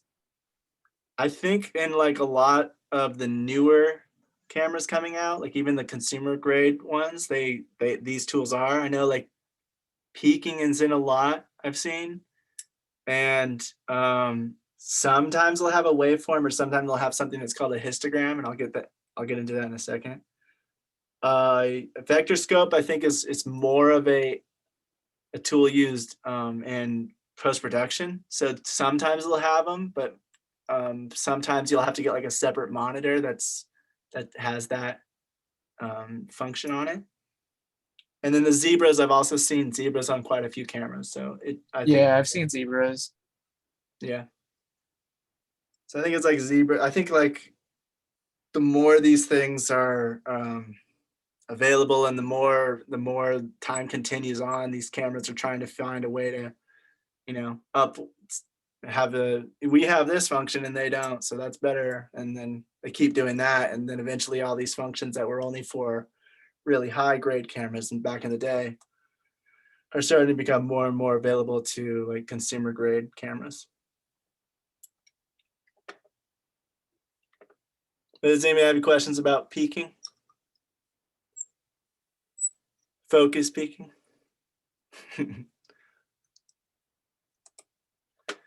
All right, next thing is called false color. False color is also for exposure, but this is going to show you a visual representation of the exposure levels within your image. So you can see this guy, it starts to look a little creepy, but if you see this bar on the left, it pops up as the thing changes color. Actually, I might just go to a different image for a second. I think there's two different kinds of bars I've seen. There's this one, let me open that image, and this one. So it'll also depend on like what camera you have or whatever manufacturer you're using. But the different colors will show you like kind of how bright everything is. We talked about IRE when we were talking about waveform. 100 meaning complete white, 0 meaning complete black. So these colors right here, like red, orange, yellow, and this, whatever this camera's for, I think it's the Atomos Ninja 5. That will, or maybe that's a monitor, I'm not sure. But these color bars will show you like what the color temperatures are in each part of the image. So if her face is green like this, that's about 40%, or 43 to 47 IRE. And then 50%, that's the gray bar right here. And so this bar represents the colors that are going to appear on the image whenever you're trying to adjust for exposure. But there's also a different color bar, this one, where in this one, oh, wait a minute, I think that one's the same one. Then I think I'm talking about the one that's in this one. Yeah. So in this one, if you see on the bar, the pink at the left is all the way at the bottom, meaning it's the darkest part of the image. But in these ones, the pink is like 54 to 58 IRE, so it's like higher than the middle. So it depends, again, it depends on your camera, it depends on whatever you're using that has this function. So make sure you're checking out this color bar and not just getting used to one if you change cameras, or if you have a different editing program that has this function, or wherever you're getting this function from, make sure you're aware of what the color bar means and what they're using. Hopefully, like when this one, you'll have the color bar appear on screen usually. On cameras, they'll usually have it appear either to the side or on the bottom. But yeah, so after you know that, it's just showing the different exposure levels of everything. We can see that when the image isn't changed to false color, these areas that are turning pink are all really dark. And then we can see his skin tone is like, it's yellow in the middle where the light's hitting in his forehead, gray on the sides, which is usually where you want skin tone. If you're doing just like a base, like a general base of skin tone, you want it to be somewhere in the grays. But obviously if you're lighting it differently, or if you have like the noir look, or you're having some other kind of look, you're gonna have different colors within the face. But if you're just generally lighting, you'd want to set it to somewhere around gray. But you can see like different colors, like the blue is very dark, but it's not as dark as pink. And it's just kind of showing you all the different colors. You don't want anything to really be in red. And you want to be careful with things in orange, because that means this image is really bright. Red probably means that it's overexposed. And pink might mean that it's underexposed. So you just want to be aware of those things. And it just gives you an easy way to look at the whole image and get a general understanding of all the exposure levels within that image without having to eyeball it regularly. So I wouldn't even notice, like in the background, these two squares behind him turn green, and that's brighter than the light blue. And if I'm just looking at the image, I wouldn't really notice that right away unless I'm like actually looking for it. So turning on false color makes it a lot easier just to see, oh, those are going to be brighter than these. So do they usually shoot a lot of times? I've seen music videos and they be having it in those colors. That's one of the technique they use as well. that's just a stylistic choice to kind of like use. I think that's negative color when you're doing it like that.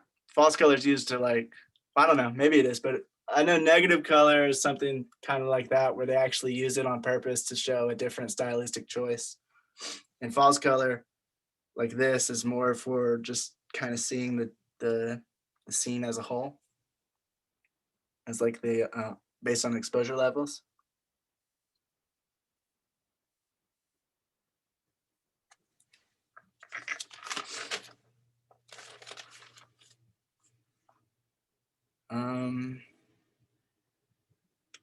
Oh, another thing this is used for to make it easier. If we were going to go from this guy, we want to keep the background looking the same. We want to see these blues and these pinks and those dark green and those squares. Let's say we go to a long shot or a wide shot where we're on the side of him and we're seeing a lot of this same wall. And we want to keep the exposure levels kind of the same to make it look like the same scene. False color is a good indicator to show you if it is the same exposure level or if it's brighter or darker. So when you're moving the camera over, you might want to adjust your settings depending on if you want the background to look exactly like this, with the pinks being right here and the blues being there. And you want it to look exactly the same when you move your camera over to the next shot. Then you're going to adjust, and you're going to see in this false color that it's either going to be the same or different. And then you're going to adjust your exposures based on that. Of course, you're always going to adjust and base it on mainly the subject, but I'm just saying, like, to keep it generally the same, to make it look like the same scene. You don't want to change cameras and then everything's going to be in the grays and yellows and overexposed or greens or whatever. If it's in the blues and pinks, you kind of want it to stay around that area when you change camera, when you change shot angle.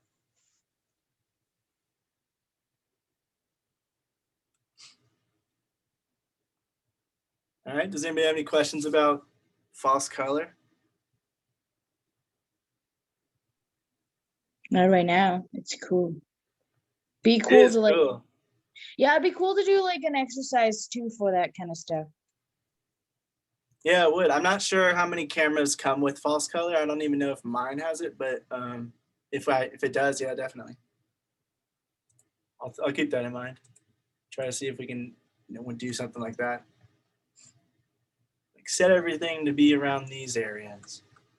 Oh, it is also good for that, to see like the range of someone's skin tone or like their face, if it's going from this bar all the way up to the yellow bar. There might be too much exposure difference depends on the taste, of course, and the stylistic choices, but it's also a good indicator to see like how much of a range is within one area, because that can get kind of not that great looking. Oh, and she's also holding that color checker that you see. So once you see all the different colors are changing the color bars, even though those bars are just gray. So that's interesting.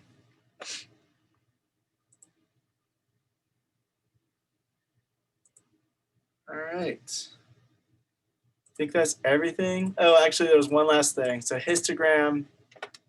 Oh, wait. Histogram. So histogram come in some cameras, and it's kind of like a waveform, but it gives you a lot less information. The waveform was read from left to right, and it mimics the image on screen. The waveform, the histogram just kind of shows you how much information within that frame is in the midtones or the highlights or the shadows. So from left to right, it would be left all the way to the left is black, and all the way to the right is white.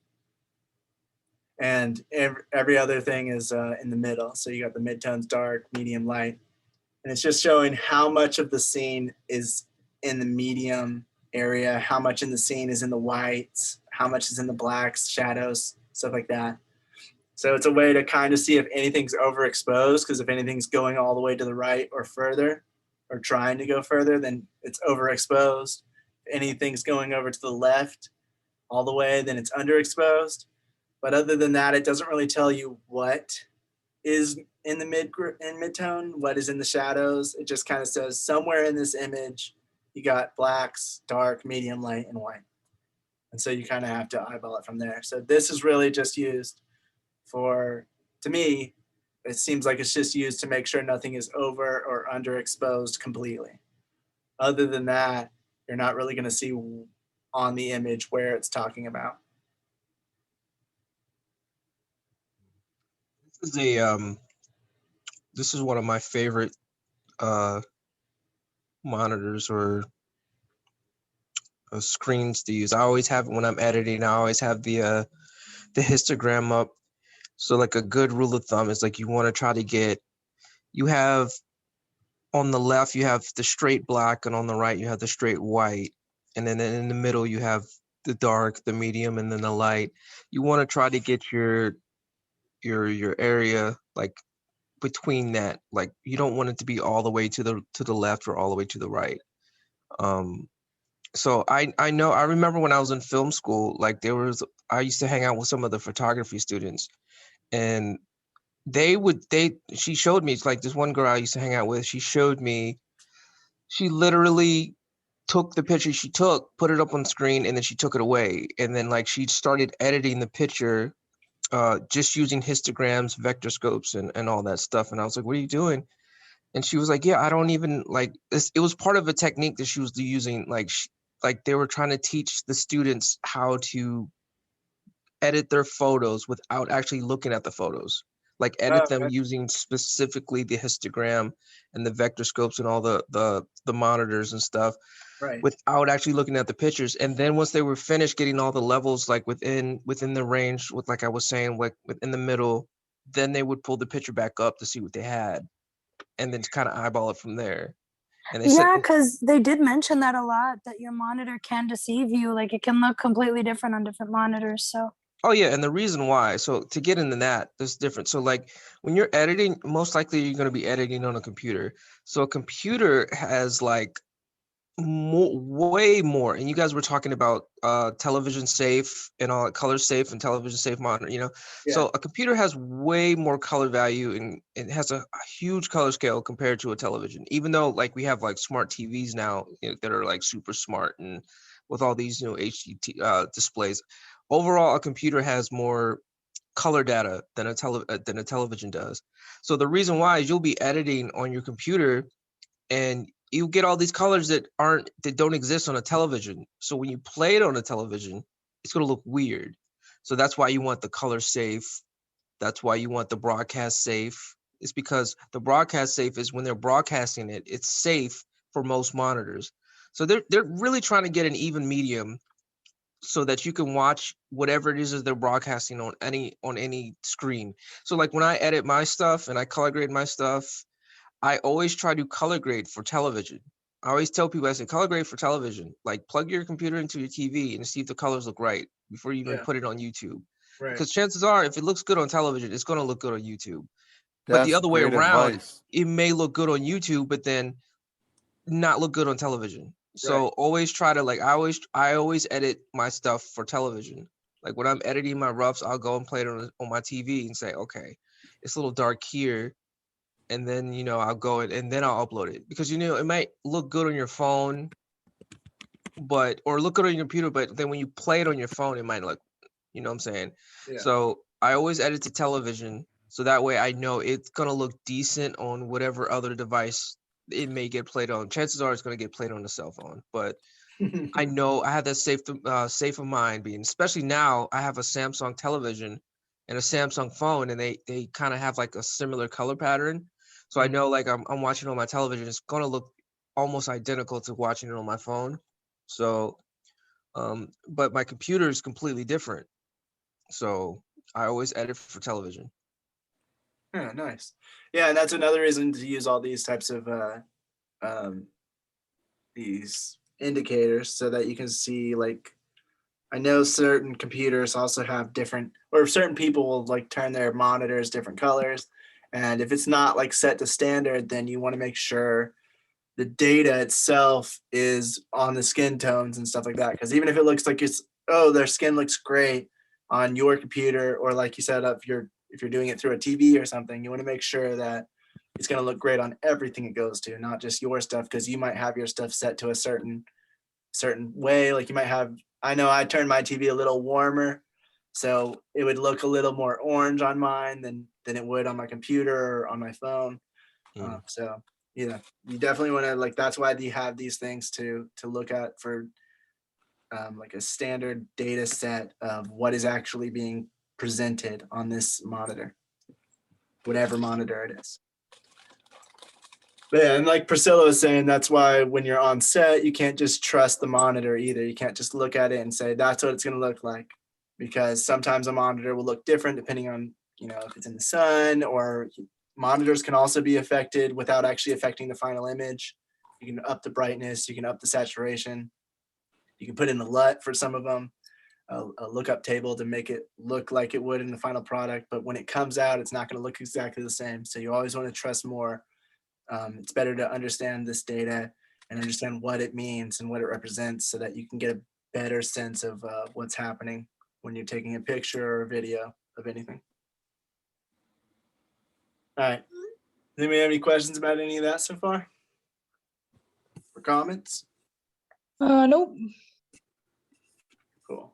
Oh, one last thing about the histograms. What he was another thing he was talking about was, if you want a higher dynamic range, you don't want something like this, because this means all your data is in the shadows and in the midtones, and there's nothing like kind of in between all of these bars. It's all in this one area. So that's going to be a lot less of a high dynamic range, and it won't have as much oomph to it, I guess. But that could be what you're going for depending on the scene or the shot, but just keep that in mind. If all of it's going to one like tower looking image, it's going to be like there's a bunch of information that's all just shadows in your image. So something like this will have a lot more stuff going on in the image than something like this.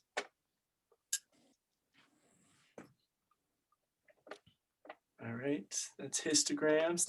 Okay, that was all the camera functions and stuff.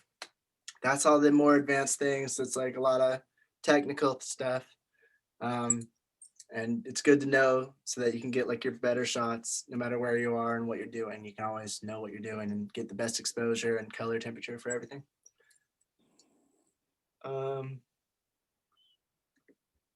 Would I be able to do that? So Arden asked if we could pull up an example of an image that looks good on a computer but different on a TV. I'm gonna try.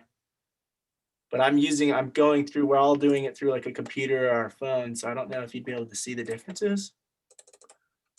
How would I even look that up?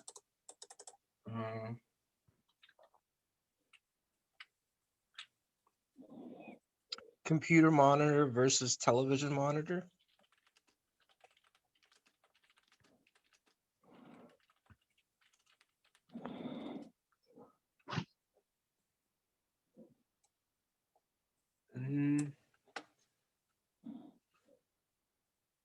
None of these are showing the same thing.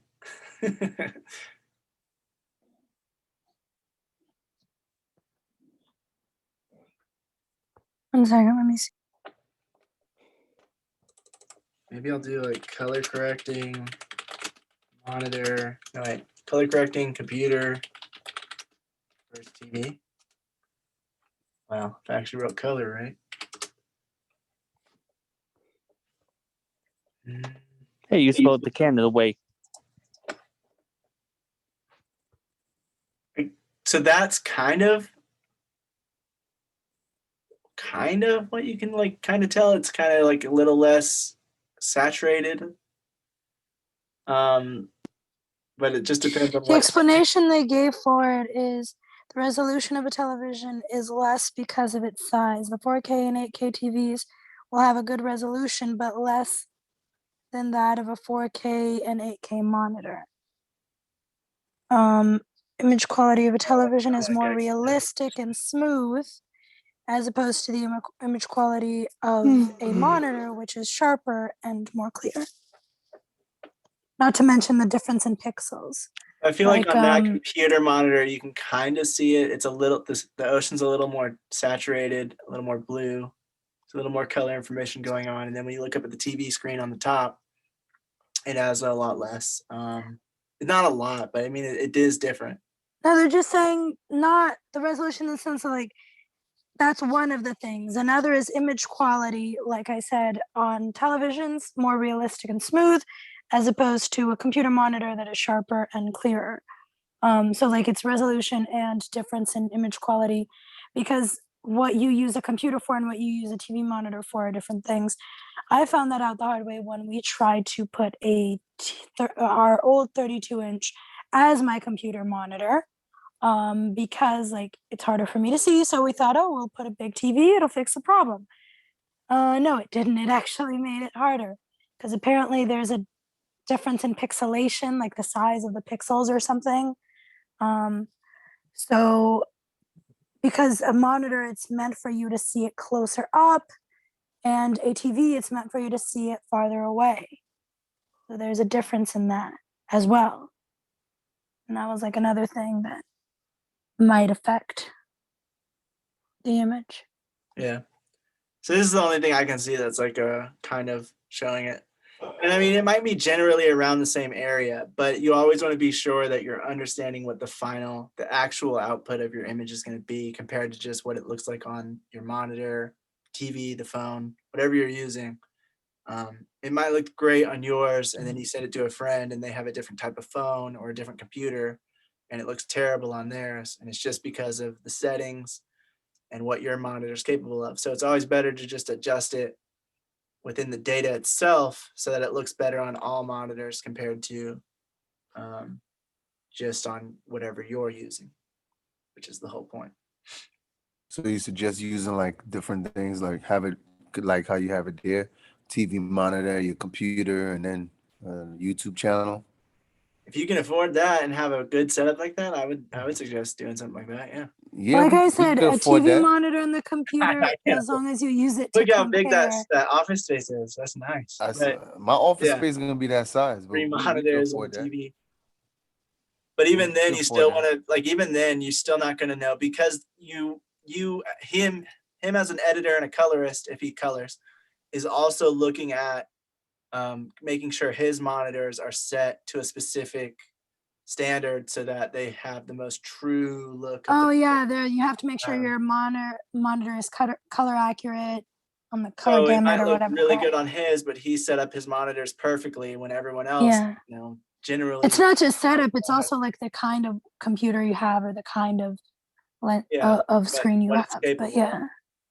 So that also, you also want to look at the data instead for that type of thing. Because I know that, for example, like a Mac, if you buy like the little mini one, the Mac Mini, it's super powerful. But if you use like a lesser monitor, you might not be able to access the full capacity that it has because of that. Like I know that a lot of people, the new the new IMAX they thought were hideous, which I get.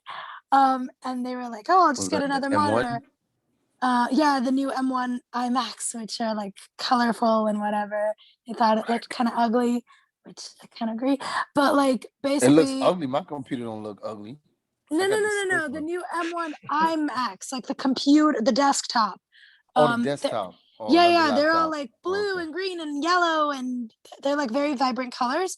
And so people are like, oh, yeah, that laptop's gorgeous. But like the colors of the IMAX themselves, the machine, they didn't really like. They thought it was very like kitty or whatever.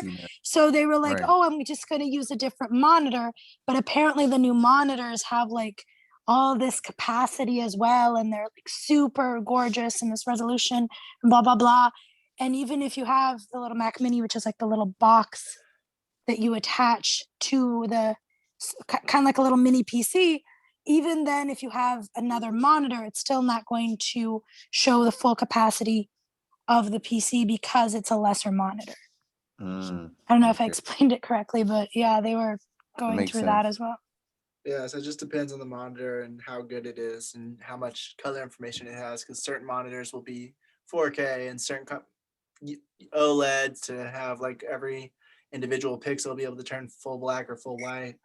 So it just depends on what you have as well. But that's why, going back to it, that's why it's always better to just adjust it for the actual data bars and understanding what the image is going to be for everybody, not just for your one monitor. All right, so the next thing we're going to get into is NDAs, which stands for non-disclosure agreements. And does anybody want to start? The fun part. I can explain what an NDA is. Yeah, go ahead. Actually, I think that's one I gave you, isn't it? Might be. I'm not sure. NDA is basically just so when you're on a set, basically you have to sign an NDA because then people don't. Everyone has to sign an NDA so they don't talk about or show pictures or do anything behind the scenes that might compromise the movie or the show or anything that's going on, even the YouTube show. It all depends on what it is, but it's like so it doesn't get released to the public. And also just like stuff doesn't get said, so nothing gets destroyed. Yep. So it's just anything that you want to protect, valuable information you wish to remain confidential between the parties involved. So a film set. Yeah, this goes for anything: film sets, businesses, blah blah blah. A film set, obviously, they don't want anybody to, especially if there's like a twist in the movie or an actor that's going to appear. They don't want if they're able to keep it confidential, first of all. But what an NDA is trying to keep it confidential so that you don't leak any of the information. You don't leak pictures of the set, without prior permission from the film production itself to say, yeah, that's okay to go ahead and post or whatever. So the behind the scenes person filming was going to have to sign an NDA so that they don't leak any of their work. There's plenty of people that go on a film set and they work for it and that film production finishes, but they never get to the final stage of being able to go through post-production and actually releasing the film. And in those cases, a lot of those people, they can't even talk about what they did on the project and they can't reference it because that was in their NDA. So it depends on what all these clauses are. But so I'm just going to go ahead and send you guys the two main ones that we recommend for those that didn't have time to watch all of them. Thank you. You're awesome. In the YouTube channel, because those two, I think, showed very good sides of both sides. Of a more professional view of a company that Coda's going to go into, and also of the person signing, pros and cons, blah, blah, blah. Thank you. That's why I like you more than Coda. Thanks. Oh, wow. Okay. I'm joking. This week. Honey, his liking me usually is constantly trolling me, so maybe. Maybe he just really despises both of us then. But yeah, so they're just used to kind of get the person to legally not be able to reference it or anything until they say they can. Usually they'll have an expiration date, saying like they'll either expire upon release, or they'll expire upon DVD release, or they'll expire on a certain date, like 10 years from now, 5 years from now. So then it's like, don't talk about anything, whatever's in that NDA, whatever we say, don't talk about or don't show pictures or whatever, unless we give you permission. Don't do it until this contract is up. So that contract could say it lasts until the DVD comes out. So then you have to wait 2 years before you can start talking about anything. And that's why you'll see like some actors or crew members or something on a set of something where the production goes really wrong. They don't talk about it until a certain period after the movie's out, if you've ever noticed that, because they can't. They're legally obligated not to, because of these non-disclosure agreements, that they have to keep confidential all the information that happened. So it's stuff within on set, it's stuff about the film, any story elements, any props, costumes, who's on set, what they are doing on the set, what their job is, and any conflicts that happen within the set, like, behind the scenes stuff that happens that nobody hears about. You can't just go around talking about that. Even to like, you're technically like, and you can't even do it to your significant other. You can't just come home and be like, oh yeah, I was working with blah, blah, blah, blah, big director, and he started yelling at these people. That's technically under the non-disclosure agreement. You're not supposed to do that. You're supposed to just have to keep it confidential until you're able to talk about it. And so there was one guy who was having a video talking about all this stuff, and he was talking about how he's still not able to talk about anything. He's not even able to say that he's worked on a project yet, because they've had some post-production trouble, or something happened under production where they weren't able to. Or the contract hasn't expired yet too, because some of them can last anywhere from 10 years even after release. So. Right. So even then, like if they don't give you permission to talk about it, he can't put it. And he said he was doing freelance work. So it does have its detrimental factors. It does have its drawbacks, but it is required, and it does have mostly pros. And he also said that he says he didn't regret it. He said it was definitely worth it. The experience he gained, what he learned, credits as well. Yeah, he said no matter what, like even if he can't say, it's hard for him as a freelancer to find other work sometimes, because he has to only reference back to like 3 years ago, because all his recent projects are still under the non-disclosure agreements. But he said that it's still worth it, because you still get all that experience, and you still get to, film with all these things and get all these opportunities with people to do these jobs. And of course, it's going to be required no matter where you go. So you can decide not to. He said also to look into it, because sometimes it might have certain clauses in there. People don't really understand exactly what they're making sure the counterparty signs. Sometimes they put too much in there. Like he said, one of the things. Or they're exactly sure. Okay. Yeah, maybe. But like one of the clauses sometimes is what is it called? Like a non, hold on, I think I have it somewhere in here. So basically one of the clauses was that he's not allowed, for example, to work on any sets similar to this. And that was like a very broad, generic So thing. it's called like it's like part of it is like something called like a non-competitive agreement. And it opens a conflict of interest, like these kinds of clauses within the non-disclosure agreements are used so that the person can't work on, like if somebody was working on a movie for Marvel and they're helping with lighting or something visual that's going to affect the image, and then they go over to DC and work on another superhero movie, and they have an idea, hey, we could light it like this. I was working on Marvel, we did it like this. That's a conflict of interest. So what Marvel would probably do is have them sign. Not just for a non-compete reason, just because they don't want the risk of you possibly leaking something. Like you also have to think about it from the perspective, like I try to look at it from both sides.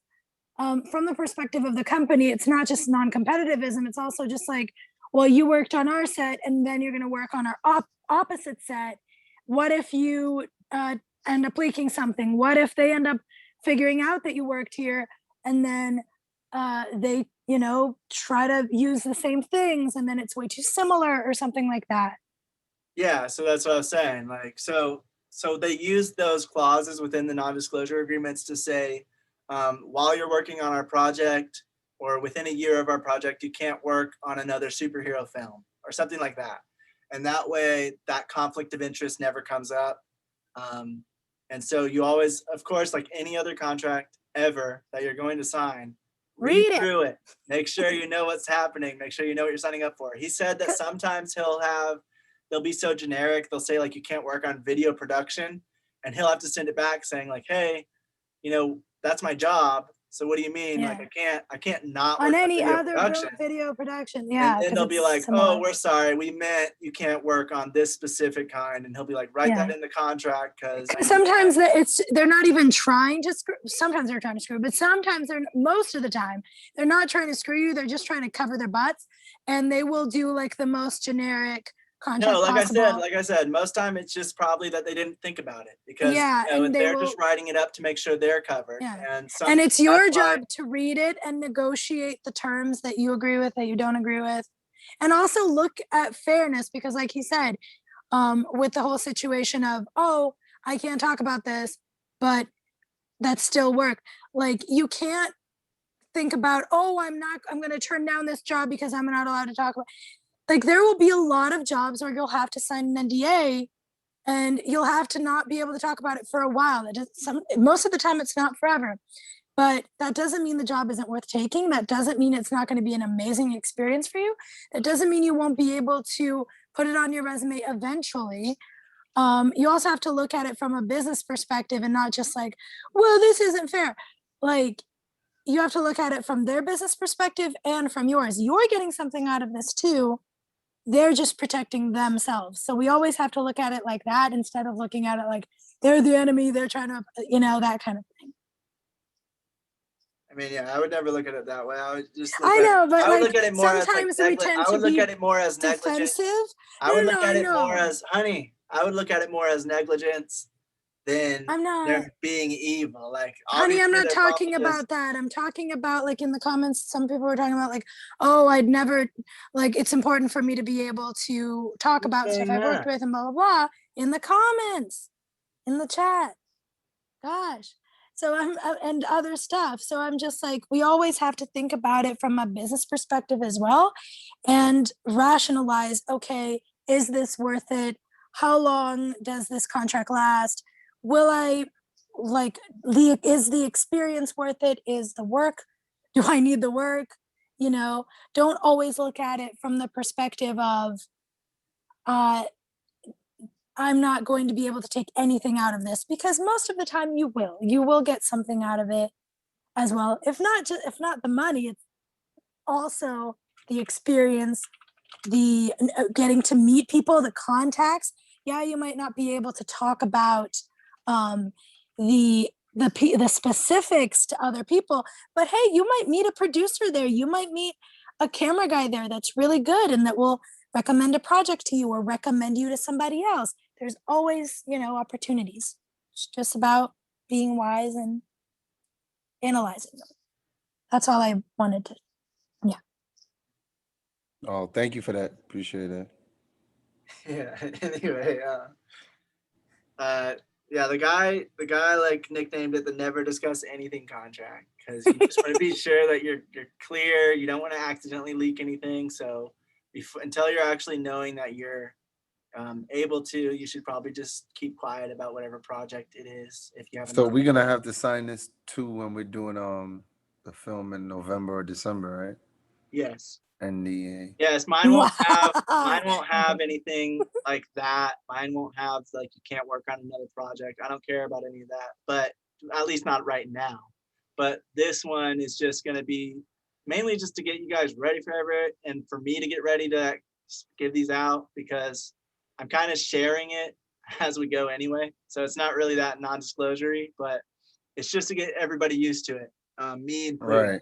To get used to giving it out to people or signing it myself, because you know, once we're sharing it online, and we will feel you. If it's under my company, okay. Thanks for coming, Mel. Bye, If- Mel. Have a If good it's Alright, night. through bye. my company, I want to make sure that I'm able to post it on my, Instagram or whatever, the behind the scenes and stuff like that. But if everybody's posting it, then it takes away from the company's thing, and so then Right. So I'll probably let you Everybody's gonna guys, get but I'm just saying, like I'll probably have this so you guys, everyone has to ask, like, can we post this? Because I don't want to give away anything either, depending on what we shoot. Yeah. Right. And we'll go everybody's gonna deeper get fed from into social media. And we'll go deeper into the perspective of like you asking someone to sign a disclosure agreement in a bid and the pros and cons and like what you should and shouldn't do of that. Hey guys. Yeah. No matter what. Hey, what's up, Bobby? Hey, No Bobby. matter what, just always read through it, because I might have forgotten about something, or I might have put something in there that doesn't need to be, or whatever. Like, always read through it, no matter who you're signing it for. And like he said, there's some just in language, case. if you don't understand, consult a lawyer, Google it, do something if you don't understand. And always remember, if they're pressuring you to sign something, if they're not giving you time to read it, something fishy. They should never pressure you into signing anything. Right. I'm pretty sure pressured ones like they don't uphold in court. But yeah, but how you? Yeah, It's but it's really hard to kind prove. of hard to prove that. How do you prove you were That's true. pressured? That's true. Okay. Okay. My bad. Yeah, that's fine. No, like I agree. Like you can get off on it, but you need a good lawyer, and it's like a lot of Yeah. things. So they probably won't even get you to that point, but these are things that are just in case. And usually, like the whole suing you over it. Sorry to interrupt, Probably not but going I to have a happen unless. question. What was that? Like when you say get a lawyer, does it have to be like an entertainment lawyer, or can it be just any lawyer? I'm not sure. I've never. From what he said, preferably an entertainment lawyer, because he'll know some terms that are. Because like people think that law is like, oh, it's law, it's broad, but It's there are universal. specific terms that certain lawyers will know more of than others. Like an immigration lawyer will know more than a lawsuit or lawyer or whatever they're called. I don't even. There's a lot of different lawyer types, so yeah, I would get Yeah. like, probably an entertainment lawyer. But like I said, like you Always probably read through it probably first. won't need that. You Yeah, probably won't for get to that simple. point for lower budget stuff because it's probably not even worth it. But you just want to be aware of it and be careful, because any legally binding contract is legally binding. So you want to make sure you know what you're getting yourself into before you even sign it. Yeah. So the other thing about non-disclosure agreements that we were Maybe Bobby, since you're around now, whenever you can, go back and read and listen to like the beginning of this conversation, because we actually touched on a few more things. Yeah, lawyers and stuff like that just makes me feel sad inside. Why? Lawyers are good. They help people. They're doing their job just like everybody else. It's just I a know. job. I guess like my They're good entire lawyers, goal bad of life lawyers. is just to like not have to deal with lawyers and stuff. I mean, I have, and they take care of everything, and it's great because they take care of everything. But still, it's Just like everything. Well, yeah, I mean, it's good better if and you bad. never need a lawyer, of course. Like, I hope I don't, Yeah. just in It could case. be a lengthy process. It could be pretty. Yeah. It could Yeah, be it's just overwhelming. life shitty. It's like, But sometimes it's just drawing up paperwork. Like, hey, can you help me with this? Yep. Okay. Thanks. Oh, Yeah, but like I'm saying, like most of the time, if you're signing a non-disclosure agreement, depending on the project, like if you're going on a huge Hollywood AAA budget movie, then yeah, you're probably going to need to make sure you don't mess up this non-disclosure agreement, or you will get sued. But if you're just on a lower budget and you accidentally send out a picture and they get mad and tell you to take it down, that's mainly what this is for. It's just so they can say, hey, cease doing this. Cease and Yeah, desist. It's also to protect you as a creator from, like, let's say you're working on something and you're in the middle of it and one of your actors accidentally leaks something, you can be like, hey, come on, you have standing.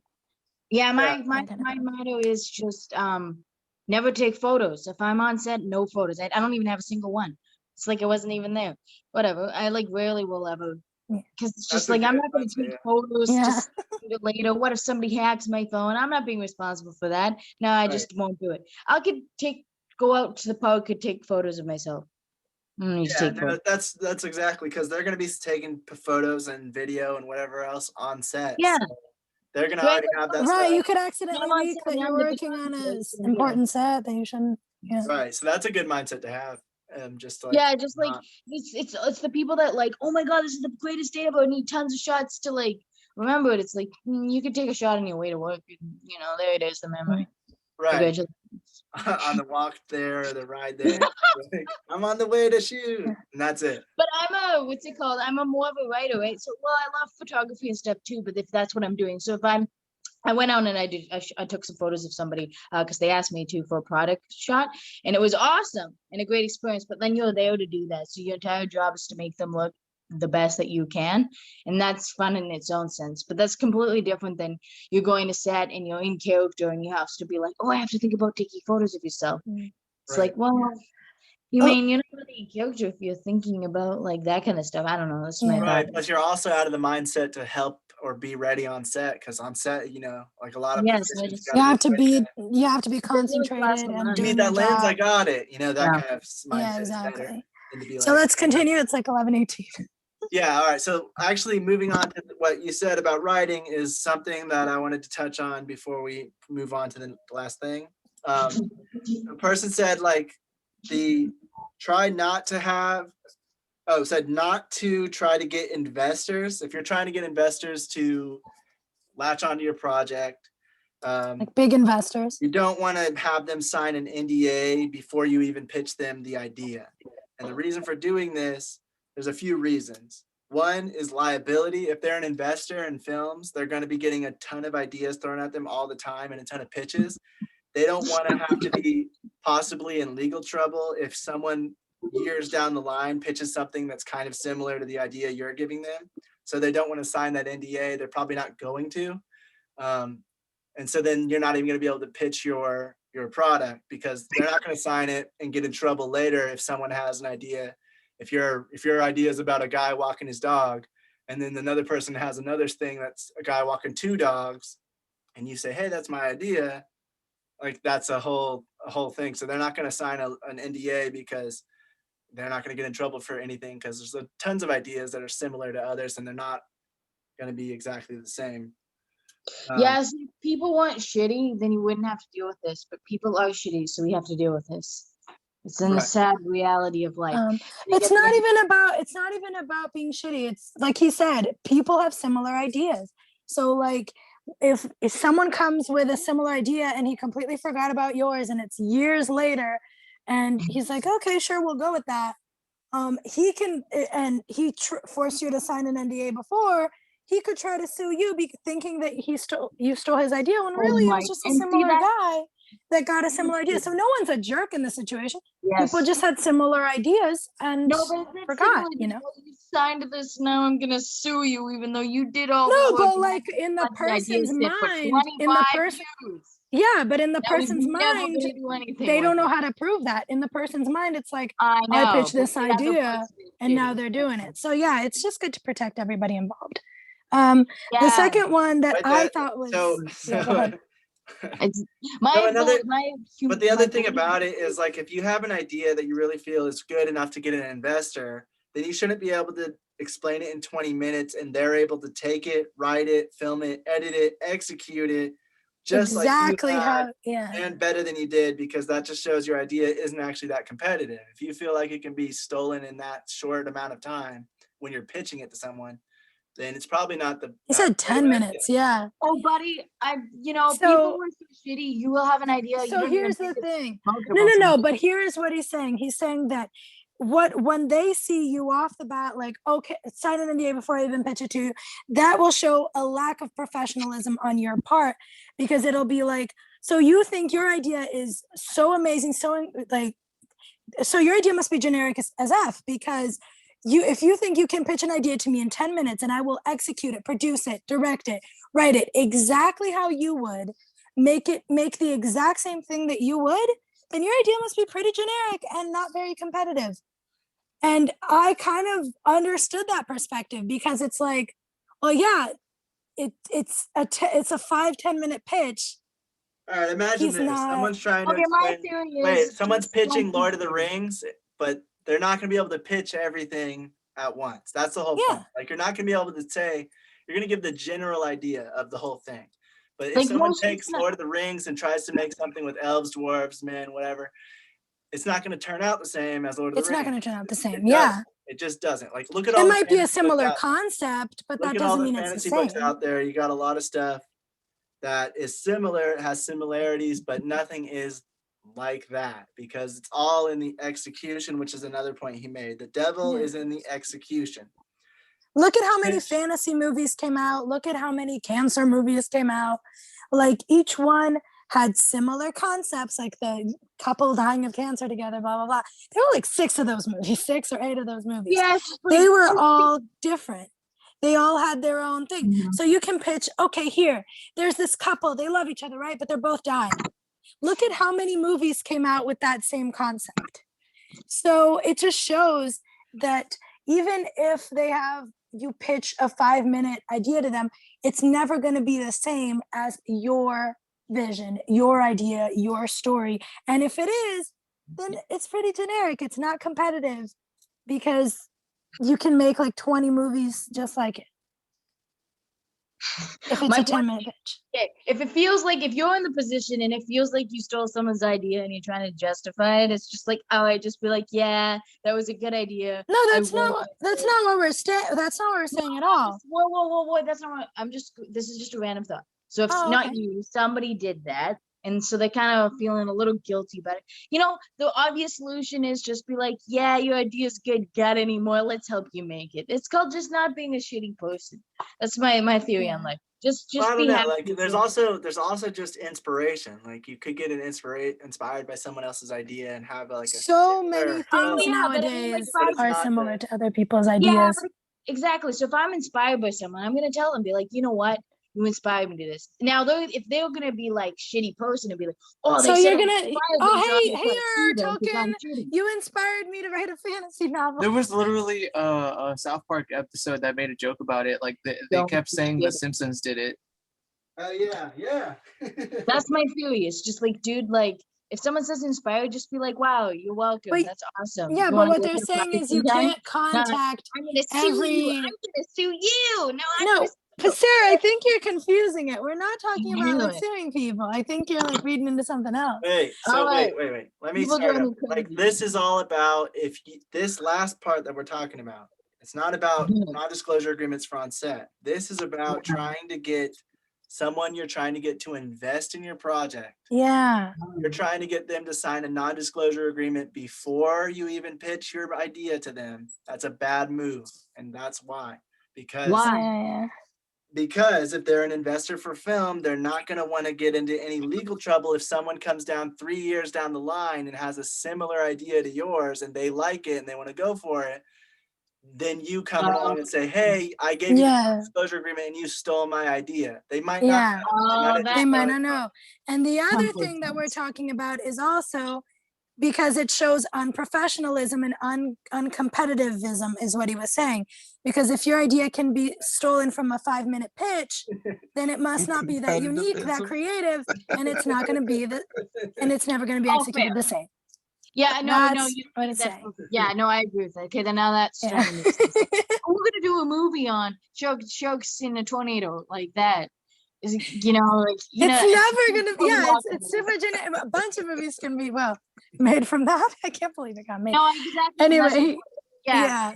right. You yeah. don't need. to Okay, because- so lastly for that, anyway, even if you are trying to get someone to sign an NDA just for a concept, the 3 things it has to be original. So yeah, if you have a Sharknado and you're trying to have another movie that's making a shark that's out of Yeah, because that is a pretty interesting concept. that's a isn't it? very original idea. Yeah, That probably is- can have someone sign an NDA. yeah. But an idea that also has to have been solicited. So they have to have been like, hey, we want to hear about your idea.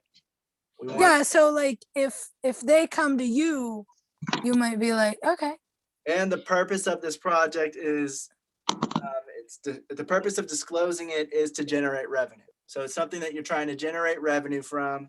Those are the 3 requirements to even get a concept signed by an NDA, which is why you don't want to just go to different people and try to pitch the idea, but also make them sign an NDA before you even give them the idea.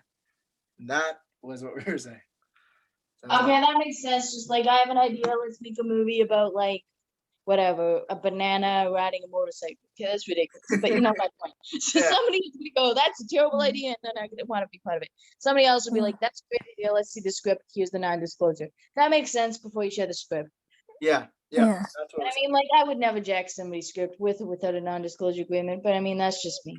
But you have to cover your ass, and yeah, saying. Yeah, definitely. okay, Hmm? on that. That might inspire you to have a banana during the movie, and then, Banana on a motorcycle. Oh, what the heck is that? Is that a house? what? What are you talking about? Oh, nothing. The thing Brian said. I'm trying to figure out. And the good thing is, if you're a person with great ideas, Um, if one person jacks one, like you can come up with 50 Yeah. more. Like you're Yeah. out of that. Definitely. So let's continue because it's like 11:30. So wait, does anybody have any questions about non-disclosure agreements? Or Yeah, question, comments, blah, blah, blah.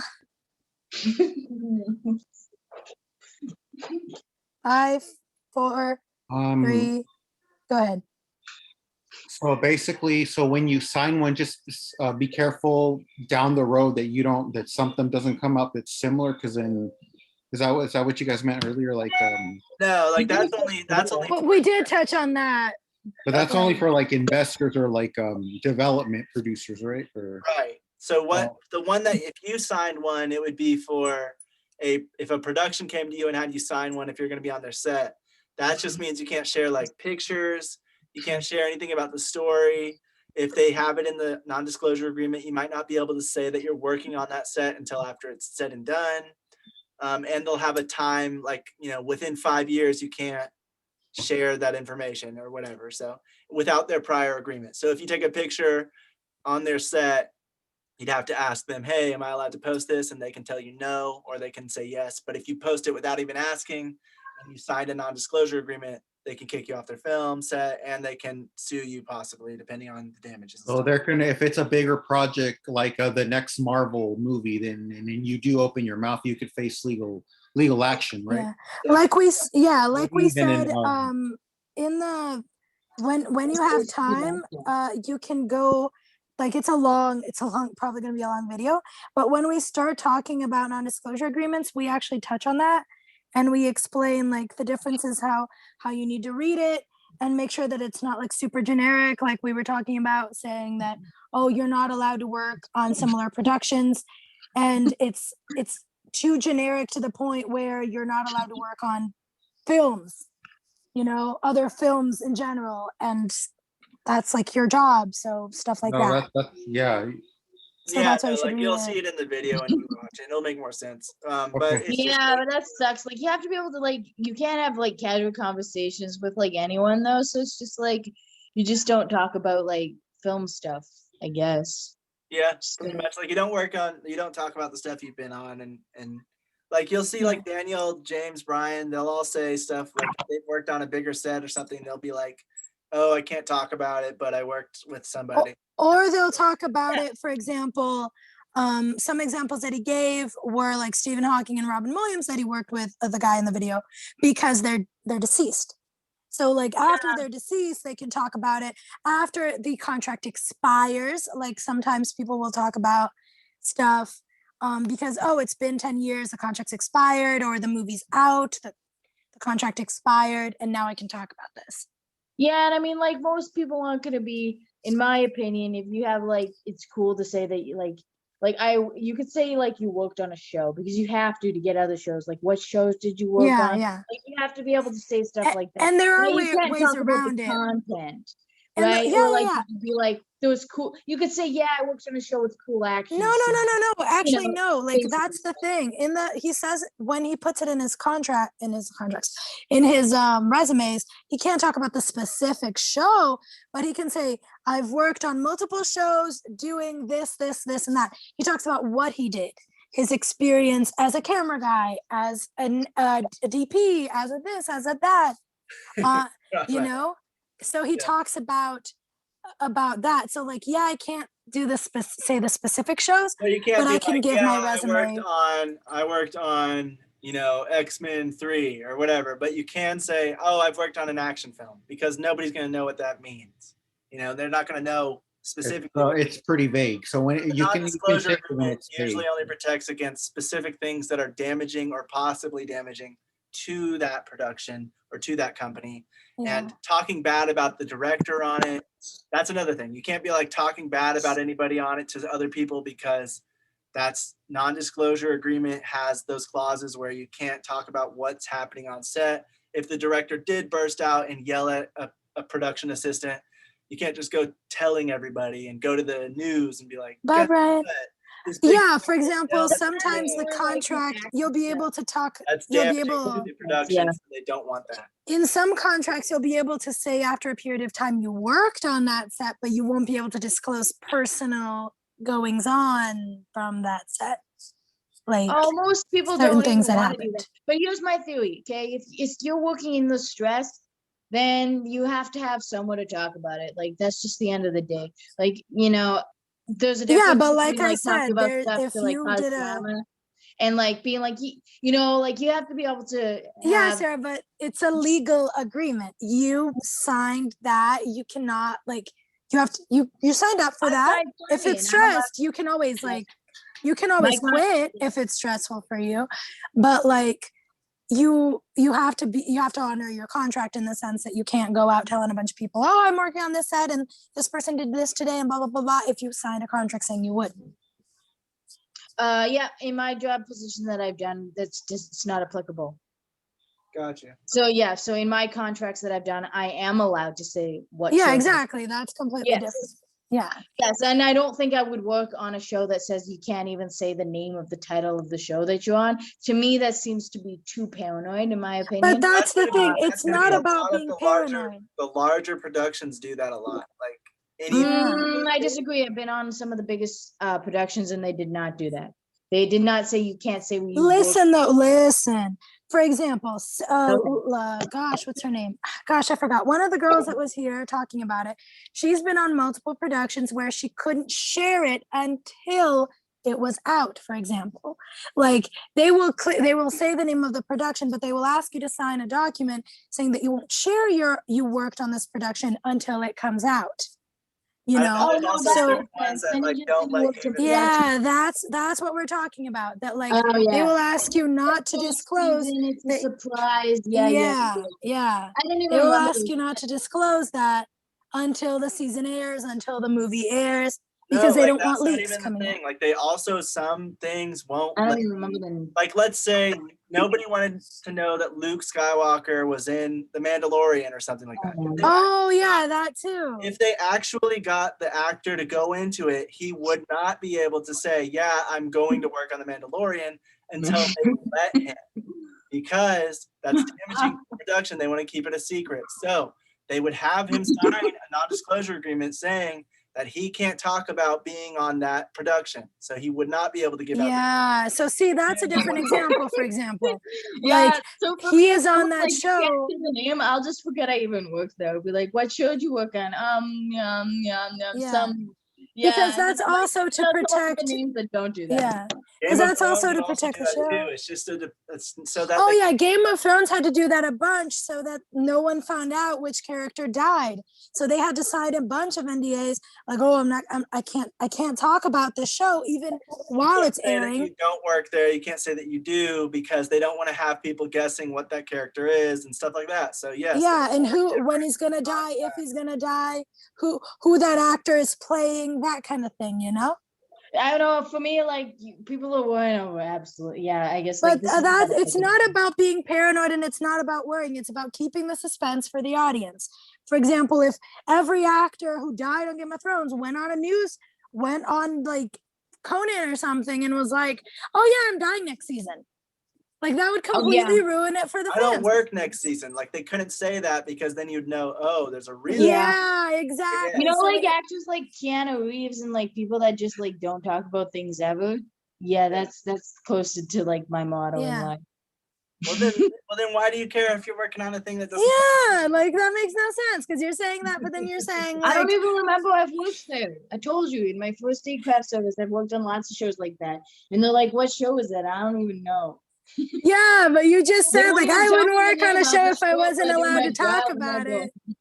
You just said Oh. I wouldn't work on a show if I wasn't allowed to talk about it, but also I'd forget it. So I'm just always gonna be quiet. Like that makes no sense. Anyway, it's super late. We gotta finish. Okay, so But I yeah, guess so yeah. hopefully now you understand it a little bit better. It's more about protecting like the show from its secrets, like when the season premieres, when the season ends, so Oh that yeah, there's no, no that's cool. spoilers. Yeah, stuff That's like cool. that. Yeah. No, that's probably why I always get like I get hired because I don't talk Ah. ever. Let's Well, no, that let's another. keep going. It's almost 12. Yeah. All right, guys. Last thing we're talking about is just like a professional look. It's kind of general. It doesn't have too much to it. There's just a few things that can help make your production a little better looking.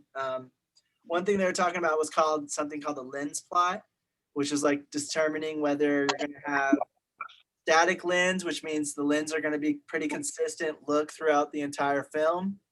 Whether you're going to have a narrative lens plot, which means you're going to have the look change depending on the scene. So you might use like different lenses and different depths of field throughout, depending on the scene and what it calls for in the emotion. Or you might have an elemental lens plot, which means that there's different looks associated with different elements, like a character or an area. So you might have a dreamy scene, and then like every time they go to that area, it's pretty dreamy. So you're having an elemental lens plot. It's about determining this before you even do a storyboard or a shot list, just to kind of get a sense of what you want from the production itself. So static lens plot means you're keeping the same kind of look throughout the entire thing.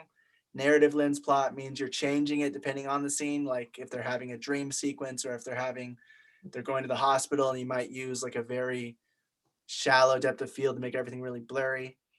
That'd be a narrative lens plot. And then if you're doing an elemental lens plot, like every time a certain character comes on, it's very dark and, kind of blurry because you can never quite see that character. And that would be an elemental lens plot. So those three things you want to figure out, one of those lens plots before you even start doing anything else. Other things about films, to get like a cinematic look, you want to use 24 frames per second. Shoot it in manual, of course. You want to put the shutter speed to double the frame rate so that it's not jittery and weird looking. You using depth of field, whether you want to use like a shallower depth of field, is usually what cinema does. They usually have subjects in focus and do rack focuses and stuff like that, like we've been seeing throughout this whole course. You want to shoot in either log or raw, so you have more flexibility in post for color grading and stuff like that. Then of course there's color grading, where you can see like you get a bunch of different. What was that? He was just talking to someone else. Yeah. But color grading will change the final look of the film, and that gives you your stylistic choices. You'll see a lot of films use very vivid coloring images to make it very like stand out and stylistic, and that depends on what kind of film you're going for. Aspect ratio, you want to figure out if you're shooting it 4:3 or 16:9, or if you want to have those black bars on top. I don't know the exact ratios of those, but you're going to figure that stuff out. And then always white balance whenever you're doing any image at all. White balance it to make sure everything is set to standard before you go into post and color grade it and make it all different looking. You're going to take the time to look for good looking shots on set and plan with storyboards and shot lists. Planning it is good just to get like a good sense of what you're going for before you even get there. And then some shots on set, you might see like using all those things we just saw, like peaking and all that, you might see like zebras might show you that something's really overexposed. And if you move the camera over 3 steps, you'll get basically the same shot, but you won't have any overexposure. So it's always good to be aware of just like little minor things that you can do to make your image and everything stand out a lot better and make it all look more professional. And then, of course, just adding depth to your image, like foreground, background, and midground, make it look more 3D. If you have a lot of foreground elements, it'll make any movement you do will be exaggerated. If you go past a cup and you're in the kitchen, that cup's going to go by the screen and you're going to see the character, and it'll look a little more cinematic than if you just move the camera following the character, where you'll not notice the moving as much. and it won't be as a it won't have as many layers to the image. It'll be more 2D and flat. So you want to try to get some stuff in the background, some stuff. That's why there's got the production designers that put all these things in the background. So even though they're not in focus, you're not focusing on them. It adds a lot of production value to the overall look. And yeah, that was pretty much it. All that we got from the professional look stuff. Does anybody have any questions or comments about like getting a more professional look? So that it doesn't look like video, it looks more like a movie. Mm. See, like a lot of film things will also like up the saturation. Most of the time, there'll be a lot of contrast and saturation. Yeah, yeah, I see They'll that use sometimes. they'll use the bokeh and do like have a shallower depth of Sometimes. field as well. Right. Sometimes it's almost change the actor's complexion, makes him look like he's really tan and rosy, and you see him in real life. Yeah. It's like, yo, you're not tan, bro. It's just the colors like really coming through. Yeah. Yeah. I was gonna make a Twilight joke, but the poor Yeah, Robert like they'll Pattinson's make been, They'll also do stuff like that. Where they got the top I don't know. kind of I dull, was just gonna say they barely had at to the do bottom anything being to make very, him look that pale. very sharp and contrasted and colorful. And so doing that will also add like a lot of production value to your, Poor guy. depending on what you're going for. Like you could want the dull look, depending on if it's supposed to be monotone and like lonely or something. He proved his chops. But yeah, you said number 5 for what? You're talking about this, Raphael? No, the other one, the one that had like a bunch of numbers and like the same lady. Yeah.